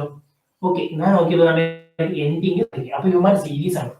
അപ്പൊ സീരീസ് ആയിട്ടാണ് ഈ റെസിസ്റ്റൻസ് ഇരിക്കുന്നത്. അപ്പൊ നമുക്ക് ഇവന്മാരെ കണക്കൂട്ടാൻ ഒരു റൂൾ ഉണ്ട്. അതായത് R ഇഫക്റ്റീവ് സീരീസിന്റെ കേസിലാണെങ്കിൽ ഇത് സീരീസിന്റെ ഇക്വേഷൻ ആണ് പറയുന്നത്. R1 plus R2 plus R3 plus etc. to Rn. ഇതാണ് ഇക്വേഷൻ സീരീസിന്റെ കേസിലാണ്. അപ്പൊ നമ്മൾ ഇവിടുത്തെ കേസിൽ എങ്ങനെ വരും? R effective എന്തായാലും ഇവിടെ 1 എന്ന് കൊടുക്കണം, ഒന്നാമത്തെ കണ്ടുപിടുത്തമായതുകൊണ്ട്. R effective is equal to ഇവിടെ ആരൊക്കെ സീരീസ്? R4 ഉം R5 ഉം. R4 plus R5 കിട്ടിയില്ലേ? സിമ്പിൾ പരിപാടി. അപ്പൊ ഞാൻ എന്ത് ചെയ്തു? ഇത് ഞാൻ സിംപ്ലിഫൈ ചെയ്തിട്ട് ഇവിടെ അടുത്തൊരു പടം വരയ്ക്കുകയാണ്. നോക്കിക്കോണേ, ശ്രദ്ധിച്ചു നോക്കിക്കോ. ഇവിടെ ഞാൻ സിംപ്ലിഫൈ ചെയ്ത് ഇവിടെ ഒറ്റ റെസിസ്റ്റർ ആക്കാൻ പോവാണ്. ഈ R ഇഫക്റ്റീവ് എന്ന് പറഞ്ഞാൽ ഇവന്മാർ രണ്ടുപേരും കൂടി ചെയ്യുമ്പോൾ അവിടെ എന്ത് കിട്ടുമെന്നാണ്. അപ്പൊ ഇവിടെ ഒറ്റ റെസിസ്റ്റർ ആയിട്ട് ഞാൻ വരച്ചു. അതാണ്ടേ അവന്റെ പേര് R ഇഫക്റ്റീവ് 1. അപ്പൊ R ഇഫക്റ്റീവ് 1 എന്ന് എന്താ? R4 plus R5 ആണ്. അപ്പൊ ഞാൻ R ഇഫക്റ്റീവ് 1 നോക്കി. ഇനി ഇവരെ സോൾവ് ചെയ്യണം. അപ്പോഴാണ് അടുത്ത ഐഡിയ. ഈ R ഇഫക്റ്റീവ് 1 ഇവിടെ സ്റ്റാർട്ടിംഗ് ഉണ്ട്, ഇവിടെ എൻഡിങ് ഉണ്ട്.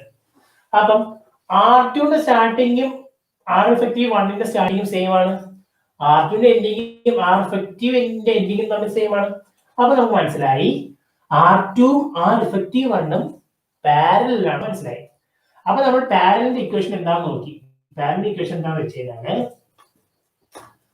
R effective 1/R effective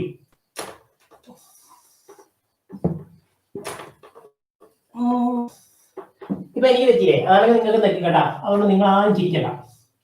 1/R effective equal to 1/R plus 1/R2 plus 1/R3 plus etc plus 1/Rn. ഇനി ഈ ഒന്നാമത്തെ ഇക്വേഷനും ഈ ഇക്വേഷനും കിട്ടിയത് എങ്ങനെയാണെന്നുള്ള ഡെറിവേഷൻ നിങ്ങളുടെ ടെക്സ്റ്റ് ബുക്കിൽ കൊടുത്തിട്ടുണ്ട്. അതൊന്ന് നോക്കി പഠിക്കണേ. ചിലപ്പോൾ ചോദിക്കുവേ, ചിലപ്പോൾ എന്നാൽ ഇതിന്റെ ഒരു പ്രോബ്ലം ചോദിക്കും, അതോ കൺഫേം ആണ്. അതുകൊണ്ടാണ് ഇത് പറഞ്ഞത് മെയിനായിട്ട്. അപ്പോഴ് R ഇഫക്റ്റീവ് പാരലൽ കേസിലാണെങ്കിൽ 1/R ഇഫക്റ്റീവ് ആണ്. ഇവിടെ അവർ ഇഫക്റ്റീവ് ആണ്. ചില കുട്ടികളൊക്കെ ചെയ്യുന്നതെന്ന് വെച്ചാൽ R ഇഫക്റ്റീവ് ആണ് എല്ലാ സാധനവും അവർക്കറിയാം. അപ്പൊ അവരും ചെയ്യും ഈ 1/, എന്നുള്ള സംഭവം മാർക്കും R effective equal to 1/R1 plus 1/R2 എന്ന് എഴുതി പോകും. അങ്ങനെ എഴുതി കഴിഞ്ഞാൽ ഇതൊരു ബ്ലണ്ടറായി മാറും. അതന്നെ കിട്ടുന്ന ഉത്തരവ് തല തിരിഞ്ഞ തെറ്റിപ്പോകും. അങ്ങനെ അവസാനം ഉത്തരവ് കിട്ടിയ കാര്യങ്ങളോട് അവിടെ ഇരിക്കേണ്ടി വരും. ഓക്കെ, അപ്പൊ നമ്മള് മനസ്സിലാക്കാം 1/R effective parallel 1/R effective equal to 1/R1 plus 1/R2 plus 1/R3. അപ്പൊ നമ്മുടെ ഇവിടുത്തെ കേസിലാണെങ്കിൽ ഇങ്ങനെ ഒരു 1/R ഇഫക്റ്റീവ് ഇവിടെ 1 തെറ്റില്ലേ. അപ്പൊ നമ്മൾ രണ്ടാമത്തെ ആളാണ് കണ്ടുപിടിക്കുന്നത്. ഈസ് ഈക്വൽ ടു 1/R2 ഇവിടുത്തെ R2 plus 1/R effective 1. Okay, ഇവരെ തമ്മിൽ എങ്ങനെ പരിപാടി? ഒരു ക്രോസ് മൾട്ടിപ്ലിക്കേഷൻ ചെയ്ത് നോക്കാം. Effective 1/R effective 2. Okay, R effective 1 plus ഇത് ഇങ്ങോട്ട് പോയേ, ഇനി ഇവനെ അങ്ങോട്ട് പോകണം കേട്ടോ. അപ്പൊ R2 ബൈ ഇവിടെ LCM ആണ് എടുക്കുന്നത്.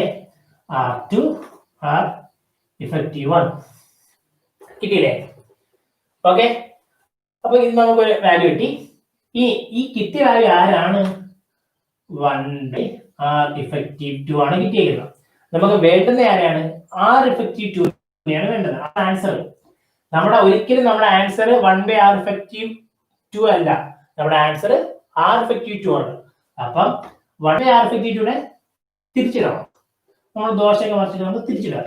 ഇവിടെ മറിച്ചിടാൻ നേരത്ത് R ഇഫക്റ്റീവ് 2 ഈക്വൽ ടു ഇവിടെ മറിച്ചിട്ട് എന്തൊരു R2 R effective 1 by R effective 1 plus R2. Okay, രണ്ടാമത്തെ ആളെ കിട്ടി. അപ്പൊ നമുക്ക് ഒന്നാമത്തെ ആളെ കിട്ടി, ഒരെണ്ണം നമ്മൾ സോൾവ് ചെയ്ത്, രണ്ടാമത് നമ്മൾ പിന്നെ സോൾവ് ചെയ്ത്. അപ്പൊ R ഇഫക്റ്റീവ് 1 കിട്ടി, R ഇഫക്റ്റീവ് കിട്ടി. അപ്പൊ ഇത് നമ്മൾ മായ്ച്ചങ്ങ് എഴുതാൻ പോവാണ്. എങ്ങനെ എഴുതും? ഈ പാരലായിട്ടുള്ള രണ്ട് റെസിസ്റ്റൻസിനെ നമ്മളങ്ങ് മായ്ച്ചു. എന്നിട്ട് ഇവിടെ നമുക്ക് വേറെ റെസിസ്റ്റൻസ്, ആ റെസിസ്റ്റൻസ് ആണ് R ഇഫക്റ്റീവ് 2. റെഡിയാ? R effective. എനിക്ക് കാര്യങ്ങളെല്ലാം സിമ്പിൾ ആയില്ലേ? ഒരാളുടെ എൻഡിങ്ങും മറ്റൊരാളുടെ സ്റ്റാർട്ടിങ്ങും, ഇയാളുടെ എൻഡിങ് അയാളുടെ സ്റ്റാർട്ടിങ് ഒക്കെ സെയിം ആയപ്പം ഇത് മൂന്നും കൂടെ എന്തായി? സീരീസ് കണക്ഷൻ ആയി. അപ്പം R effective 3 equal to എന്തായിരിക്കും R1 പ്ലസ് നമ്മുടെ റൂള് നോക്ക് R1 പ്ലസ് അടുത്ത ഏതാണ് R effective 2 പ്ലസ് R3 ഇതാണ് നമ്മുടെ ആൻസർ. ഓക്കെ, ഞാൻ ഇവിടെ R effective 1 R effective 2 എന്നൊക്കെയാണ് എഴുതിയതെങ്കിലും നിങ്ങൾ ഡയറക്റ്റ് ഇവിടെ തന്നെ സബ്സ്റ്റിറ്റ്യൂട്ട് ചെയ്ത് എഴുതുമ്പോൾ നിങ്ങൾക്കൊരു ആൻസർ കിട്ടും. ഓക്കെ, അതാണ് നിങ്ങളുടെ മെയിൻ ആയിട്ടുള്ള ആൻസർ. അപ്പൊ ഇതേപോലുള്ള ക്വസ്റ്റ്യൻസ് എന്തായാലും എക്സാമിന് ചോദിക്കും, കൺഫേംഡ് കേസാണ്. അങ്ങനെ കൺഫേം ആയിട്ട് ചോദിക്കുമ്പോൾ ഇതിന്റെ ഉത്തരം വളരെ ഷോർട്ട് കട്ടിലൂടെ ഇങ്ങനെ നമുക്ക് എഴുതാൻ പറ്റും. സ്റ്റാർട്ടിങ്ങും എൻഡിങ്ങും കൂടെ യോജിച്ച് വന്നു കഴിഞ്ഞാൽ സീരീസ് ആണ്. സ്റ്റാർട്ടിങ് അല്ലെങ്കിൽ എൻഡിങ് ആണ് ഒരുമിച്ച് വരുന്നെങ്കിൽ പാരലൽ കണക്ഷൻ ആണ്. ഓക്കെ, അത് വെച്ചിട്ട് ഒരു കിട്ടുന്ന പഴം അത് വളരെ കോംപ്ലക്സ് എന്നൊക്കെ തോന്നും, നമുക്ക് ചെയ്യാൻ പറ്റത്തേ ഇല്ലെന്നൊക്കെ തോന്നും. എന്തെങ്കിലും അതിന്റെ ഏറ്റവും ഇന്നർ പാർട്ടിൽ നിന്ന് ഓരോന്ന് സോൾവ് ചെയ്ത് തരണം. ഞാനിവിടെ ബോർഡിന്റെ ലിമിറ്റേഷൻ ഉള്ളത് കൊണ്ട് ഇതിങ്ങനെ ചെയ്തേ ഉള്ളൂ, മായ്ച്ച് ചെയ്തേ ഉള്ളൂ. നിങ്ങൾ വരയ്ക്കുമ്പോൾ ഓരോ പടമായിട്ട് തന്നെ എഴുതണം. സ്റ്റെപ്പ് 1 എഴുതുക, ആദ്യത്തെ ഇവിടത്തെ സോൾവ് ചെയ്തത് എഴുതുക, ഇത് കണ്ടുപിടിച്ച് വയ്ക്കാം. സ്റ്റെപ്പ് 2 എഴുതുക, അടുത്ത പാരലൽ സോൾവ് ചെയ്യുക, ഇത് കണ്ടുപിടിച്ച് വയ്ക്കാം. സ്റ്റെപ്പ് 3 എഴുതുക, ഇത് സോൾവ് ചെയ്യുക, ഇത് കണ്ടുപിടിക്കാം. ഇത്രയും ചെയ്ത് കഴിയുമ്പോൾ നിങ്ങൾക്ക് ഫുൾ മാർക്ക് ഉറപ്പായി. ഓക്കെ, അപ്പൊ ഇങ്ങനെയാണ് ചെയ്യുന്നത്. ഇനി ഇതിൽ വേറെ വരാൻ ചാൻസുള്ള ക്വസ്റ്റ്യൻസ് എന്താണെന്ന് പറഞ്ഞാൽ ഇവിടുത്തെ ബി വോൾട്ടേജിന്റെ എന്നിട്ട് പറയും ഇതിന്റെ കറണ്ട് കണ്ടുപിടിക്കാനൊക്കെ പറയും. അപ്പം വി ഉണ്ട്, ആർ ഉണ്ട്. അപ്പൊ നമുക്ക് ഏത് ഇക്വേഷൻ അറിയാം? നേരത്തെ കുറച്ചു മുമ്പ് നമ്മൾ വേറൊരു ഇക്വേഷൻ പഠിച്ചു, വി ആറും ചേർന്ന ഒരു ഇക്വേഷൻ പഠിച്ചായിരുന്നു, V equal to I R. അപ്പം വി ഉണ്ട് ആർ ഉണ്ടെങ്കിൽ നമുക്ക് ഐ കണ്ടുപിടിച്ചൂടെ? സിമ്പിൾ ആയിട്ട് കണ്ടുപിടിക്കാം. I equal to V by R കണ്ടുപിടിക്കാം. എങ്ങനെ വി ബൈ ആർ വന്നേ? ഇവ ഇപ്പുറത്തെ ആറ്, ഇവനെ നൈസറി ഇപ്പുറത്ത് ചേർത്താണ്ട്, അപ്പം ഇവൻ ആർത്താണ്. അങ്ങനെ നമുക്ക് കണ്ടുപിടിക്കാൻ പറ്റും. അപ്പം ഇതൊക്കെയാണ് നമ്മൾ ഈ ചാപ്റ്ററിൽ ഫോക്കസ് ചെയ്യുന്ന ക്വസ്റ്റ്യൻ ബേസ്ഡ് ആയിട്ടുള്ള കുറച്ച് ഏരിയാസ്. ഇനി നമ്മൾ വേറൊരു സിമ്പിൾ ടൂൾ കൂടെ പറയുന്നതോടുകൂടി ഈ ചാപ്റ്റർ തീരുന്നതാണ്. അതെന്താ ടോപ്പിക് എന്ന് വെച്ച് കഴിഞ്ഞാൽ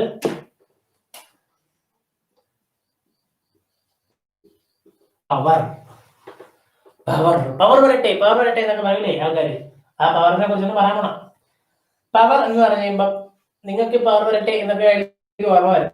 പക്ഷേ ചില ആൾക്കാരെങ്കിലും വീട്ടിൽ നമ്മുടെ ഇലക്ട്രിസിറ്റി ബോർഡിൽ ആളില്ലേ, എന്നിട്ട് നിങ്ങളുടെ കൺസപ്ഷൻ റേറ്റ് ഇത്രയാണ്, നിങ്ങൾക്ക് ഇത്ര രൂപയുടെ ആയിരിക്കുന്നത്, നിങ്ങളുടെ ബില്ല് ഇത്രയാണെന്നൊക്കെ പറഞ്ഞ് തരൂലേ. അപ്പൊ അവിടെ എന്താണ് കാൽക്കുലേറ്റ് ചെയ്യുന്നത്? നമ്മുടെ വാട്ട്സ് ആണ് കാൽക്കുലേറ്റ്. അപ്പൊ പവറിന്റെ ആളാരാണ്? വാട്ട്സ്. അവർ നമ്മുടെ വാട്ട് കാൽക്കുലേറ്റ് തരണം. അതെങ്ങനെ കാൽക്കുലേറ്റ് ചെയ്യാം? അവർ മീറ്ററൊക്കെ കൊണ്ടുവച്ചിട്ടുണ്ടെങ്കിൽ എപ്പോഴും പച്ചയൊക്കെ കത്തി കിടക്കും, ഇങ്ങനെ മിന്നി LED ഒക്കെ കത്തി കിടക്കും. അവരെങ്ങനെ കാൽക്കുലേറ്റ് ചെയ്യുന്നത് വെച്ച് കഴിഞ്ഞാൽ വരുന്ന പവറിന്റെ equation V into I, V I എന്നാണ് പവറിന്റെ ഇക്വേഷൻ. ഈ ഇക്വേഷൻ വേണം മെയിൻ ആയിട്ട് പഠിക്കാനുള്ള ഇക്വേഷൻ ഇതാണ്. ഇതിന്റെ സബ്സ്റ്റിറ്റ്യൂട്ട് ആയിട്ട് വേറെ കുറച്ച് ഇക്വേഷൻ അത് ഏതൊക്കെയാണ് നമുക്ക് പരിചയപ്പെടാം. ഒന്ന്, ഇപ്പൊ ഫോർ എക്സാമ്പിൾ നിങ്ങൾക്ക് ക്വസ്റ്റ്യനിൽ ഇതിൽ ഏതെങ്കിലും വേരിയബിൾസ് തന്നിട്ടില്ലെങ്കിൽ നമുക്ക് കൺവേർട്ട് ചെയ്തെടുക്കാം. വി ഇൻറ്റു ഐ, നമുക്ക് വേറൊരു കാര്യം അറിയാം, V equal to I R ആണെന്നറിയാം, I is equal to V by R എന്നറിയാം, അതുപോലെ തന്നെ R equal to V by I ആണെന്നും അറിയാം. ഇത്രയും കാര്യം നമുക്കറിയാം. എവിടെ നിന്ന് അറിയാമെന്ന്? ഇത് കൺവേർട്ട് ചെയ്തെടുത്താണേ. അപ്പൊ അങ്ങനെ വരുമ്പോൾ നമുക്ക് ഇതിൽ ഞാനിപ്പം ഐക്ക് പകരം വി ആർ ഇടുകയാണെന്ന് വിചാരിക്കും. ഇവിടെ P equal to V into ഐക്ക് പകരം വി ബൈ ആർ, അപ്പം V square by R. Simple അല്ലേ? അപ്പൊ ഇനി ഞാൻ വിചാരിച്ചു പി ഈക്വൽ ടു ഈ വി അങ്ങ് മാറ്റാം. വി മാറ്റുമ്പോൾ അവിടെ ഐ ആർ ഇടാം അല്ലെ? അപ്പം I R into I is equal to I into I ഇത്ര ഐ സ്ക്വയർ ഇൻറ്റു ആർ. അപ്പം പിക്ക് എത്ര ഇക്വേഷൻ ആയി? 3. 1 2 3. അപ്പൊ 3 ഇക്വേഷൻസ് ഉണ്ട് പിക്ക്. അത് സന്ദർഭോചിതമായി കിട്ടുന്ന വാല്യൂസ്, ക്വസ്റ്റ്യനിൽ കിട്ടുന്ന വാല്യൂസ് അനുസരിച്ച് യൂസ് ചെയ്യുക. ഓക്കെ, ഇനി ഈ ചാപ്റ്ററിൽ ഇനി പഠിക്കാനുള്ള കുറച്ച് കാര്യങ്ങളും കൂടെ പറഞ്ഞിട്ട് ഈ ചാപ്റ്റർ വൈൻഡപ്പ് ചെയ്യാണ്. ഇത് ഞാൻ പറഞ്ഞു എക്സാമിന് സ്പെഷ്യൽ ആയിട്ട് സിംപ്ലിഫൈഡ് ഐഡിയാസ് ആണ് പ്രൊവൈഡ് ചെയ്യുന്നത്, അല്ലാതെ ഫുൾ ലെക്ചേഴ്സ് അല്ല. ഫുൾ ലെക്ചേഴ്സ് വേണമെങ്കിൽ പിന്നീട് പ്രൊവൈഡ് ചെയ്യുന്നതായിരിക്കും. അത് നമുക്ക് പഠിക്കാനുള്ള കുറച്ച് കാര്യങ്ങൾ എന്തൊക്കെയാണ് ഈ ചാപ്റ്ററിൽ കുറച്ച് കാര്യങ്ങളെ പഠിക്കാനുള്ളൂ. ഒന്നാമത്തെ കാര്യം വോൾട്ടേജ്, കറണ്ട്, റെസിസ്റ്റൻസ്, റെസിസ്റ്റിവിറ്റി. ഇതെല്ലാം പഠിക്കുമ്പം അതിന്റെ ഡെഫിനിഷൻ, യൂണിറ്റ്, ഓക്കെ, ഇതിന്റെ എല്ലാ ഡെഫിനും യൂണിറ്റും പഠിക്കണം. ഓക്കെ ആണേ? ഇതെല്ലാം കൂടെ ചേർന്നിട്ട് ഒരാൾ വരും, അയാളുടെ പേരാണ് ഓംസ് ലോ. ഓംസ് ലോ പഠിക്കുമ്പോൾ എന്തൊക്കെ പഠിക്കണം? ഓംസ് ലോ ഗ്രാഫ് ഉണ്ട്, ഓംസ് ലോ തെറ്റിപ്പോണ കണ്ടീഷൻ ഉണ്ട്, അവിടെ ഒരു ഗ്രാഫ് ഉണ്ട്. ഈ 2 ഗ്രാഫ്സ് പഠിക്കണം. ഓംസ് ലോയുടെ സ്റ്റേറ്റ്മെന്റ് പഠിക്കണം. സ്റ്റേറ്റ്മെന്റ് പഠിക്കണം. 2 ഇക്വേഷൻസ് ഉണ്ട് ഓംസ് ലോയിൽ, ആ ഇക്വേഷൻസ് പഠിക്കണം. ഏതാ? ഈ പ്രൊപ്പോർഷണൽ ഐ എന്നിട്ട് V equal to I R. ഇനി നമ്മൾ പിന്നെ പഠിക്കാൻ പോണ ഏതാണ്? ഓംസ് ലോ കഴിഞ്ഞു. എന്നിട്ട് നമ്മൾ പഠിക്കാൻ പോകുന്നതാണ് റെസിസ്റ്റിവിറ്റിയുടെ ഇക്വേഷനും അതിന്റെ കൺവേർഷനും കാര്യങ്ങളും പഠിക്കുക. പിന്നെ ഉള്ളത് series and parallel combinations. Series and parallel combinations. Okay, അപ്പൊ സീരീസ് ആൻഡ് പാരലൽ കോമ്പിനേഷൻസ് പഠിക്കുക. അപ്പൊ അതും കൂടെ പഠിച്ച് നമുക്ക് കുറെ സെക്ഷൻസ് കഴിഞ്ഞു. പിന്നെ നിങ്ങൾക്ക് പഠിക്കാനുള്ളത് എന്താണ്?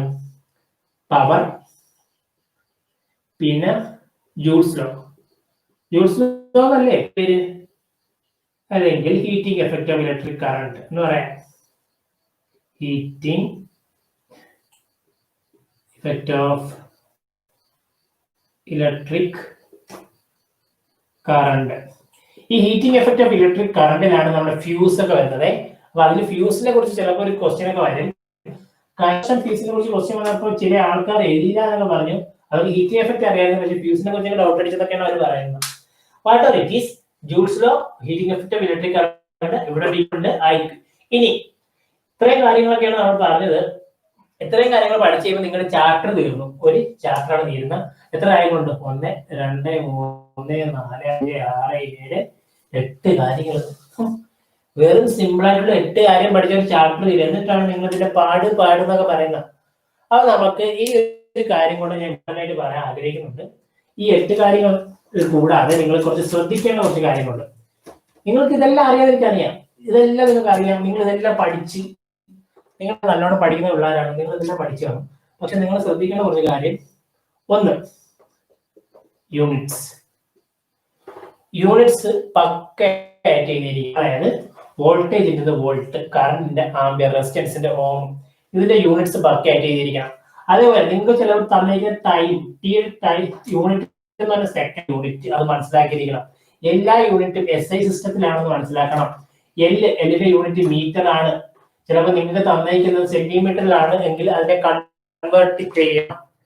അതേപോലെ T ഒരു അവറിൽ ഒക്കെയാണ് തന്നിട്ടുള്ള ഡേയ്സിൽ തരും. ഡേയ്സിലും അവറിലൊക്കെ തന്നു കഴിഞ്ഞാൽ അതിനെ കൺവേർട്ട് ചെയ്ത് സെക്കൻഡിലോട്ട് ആക്കണം.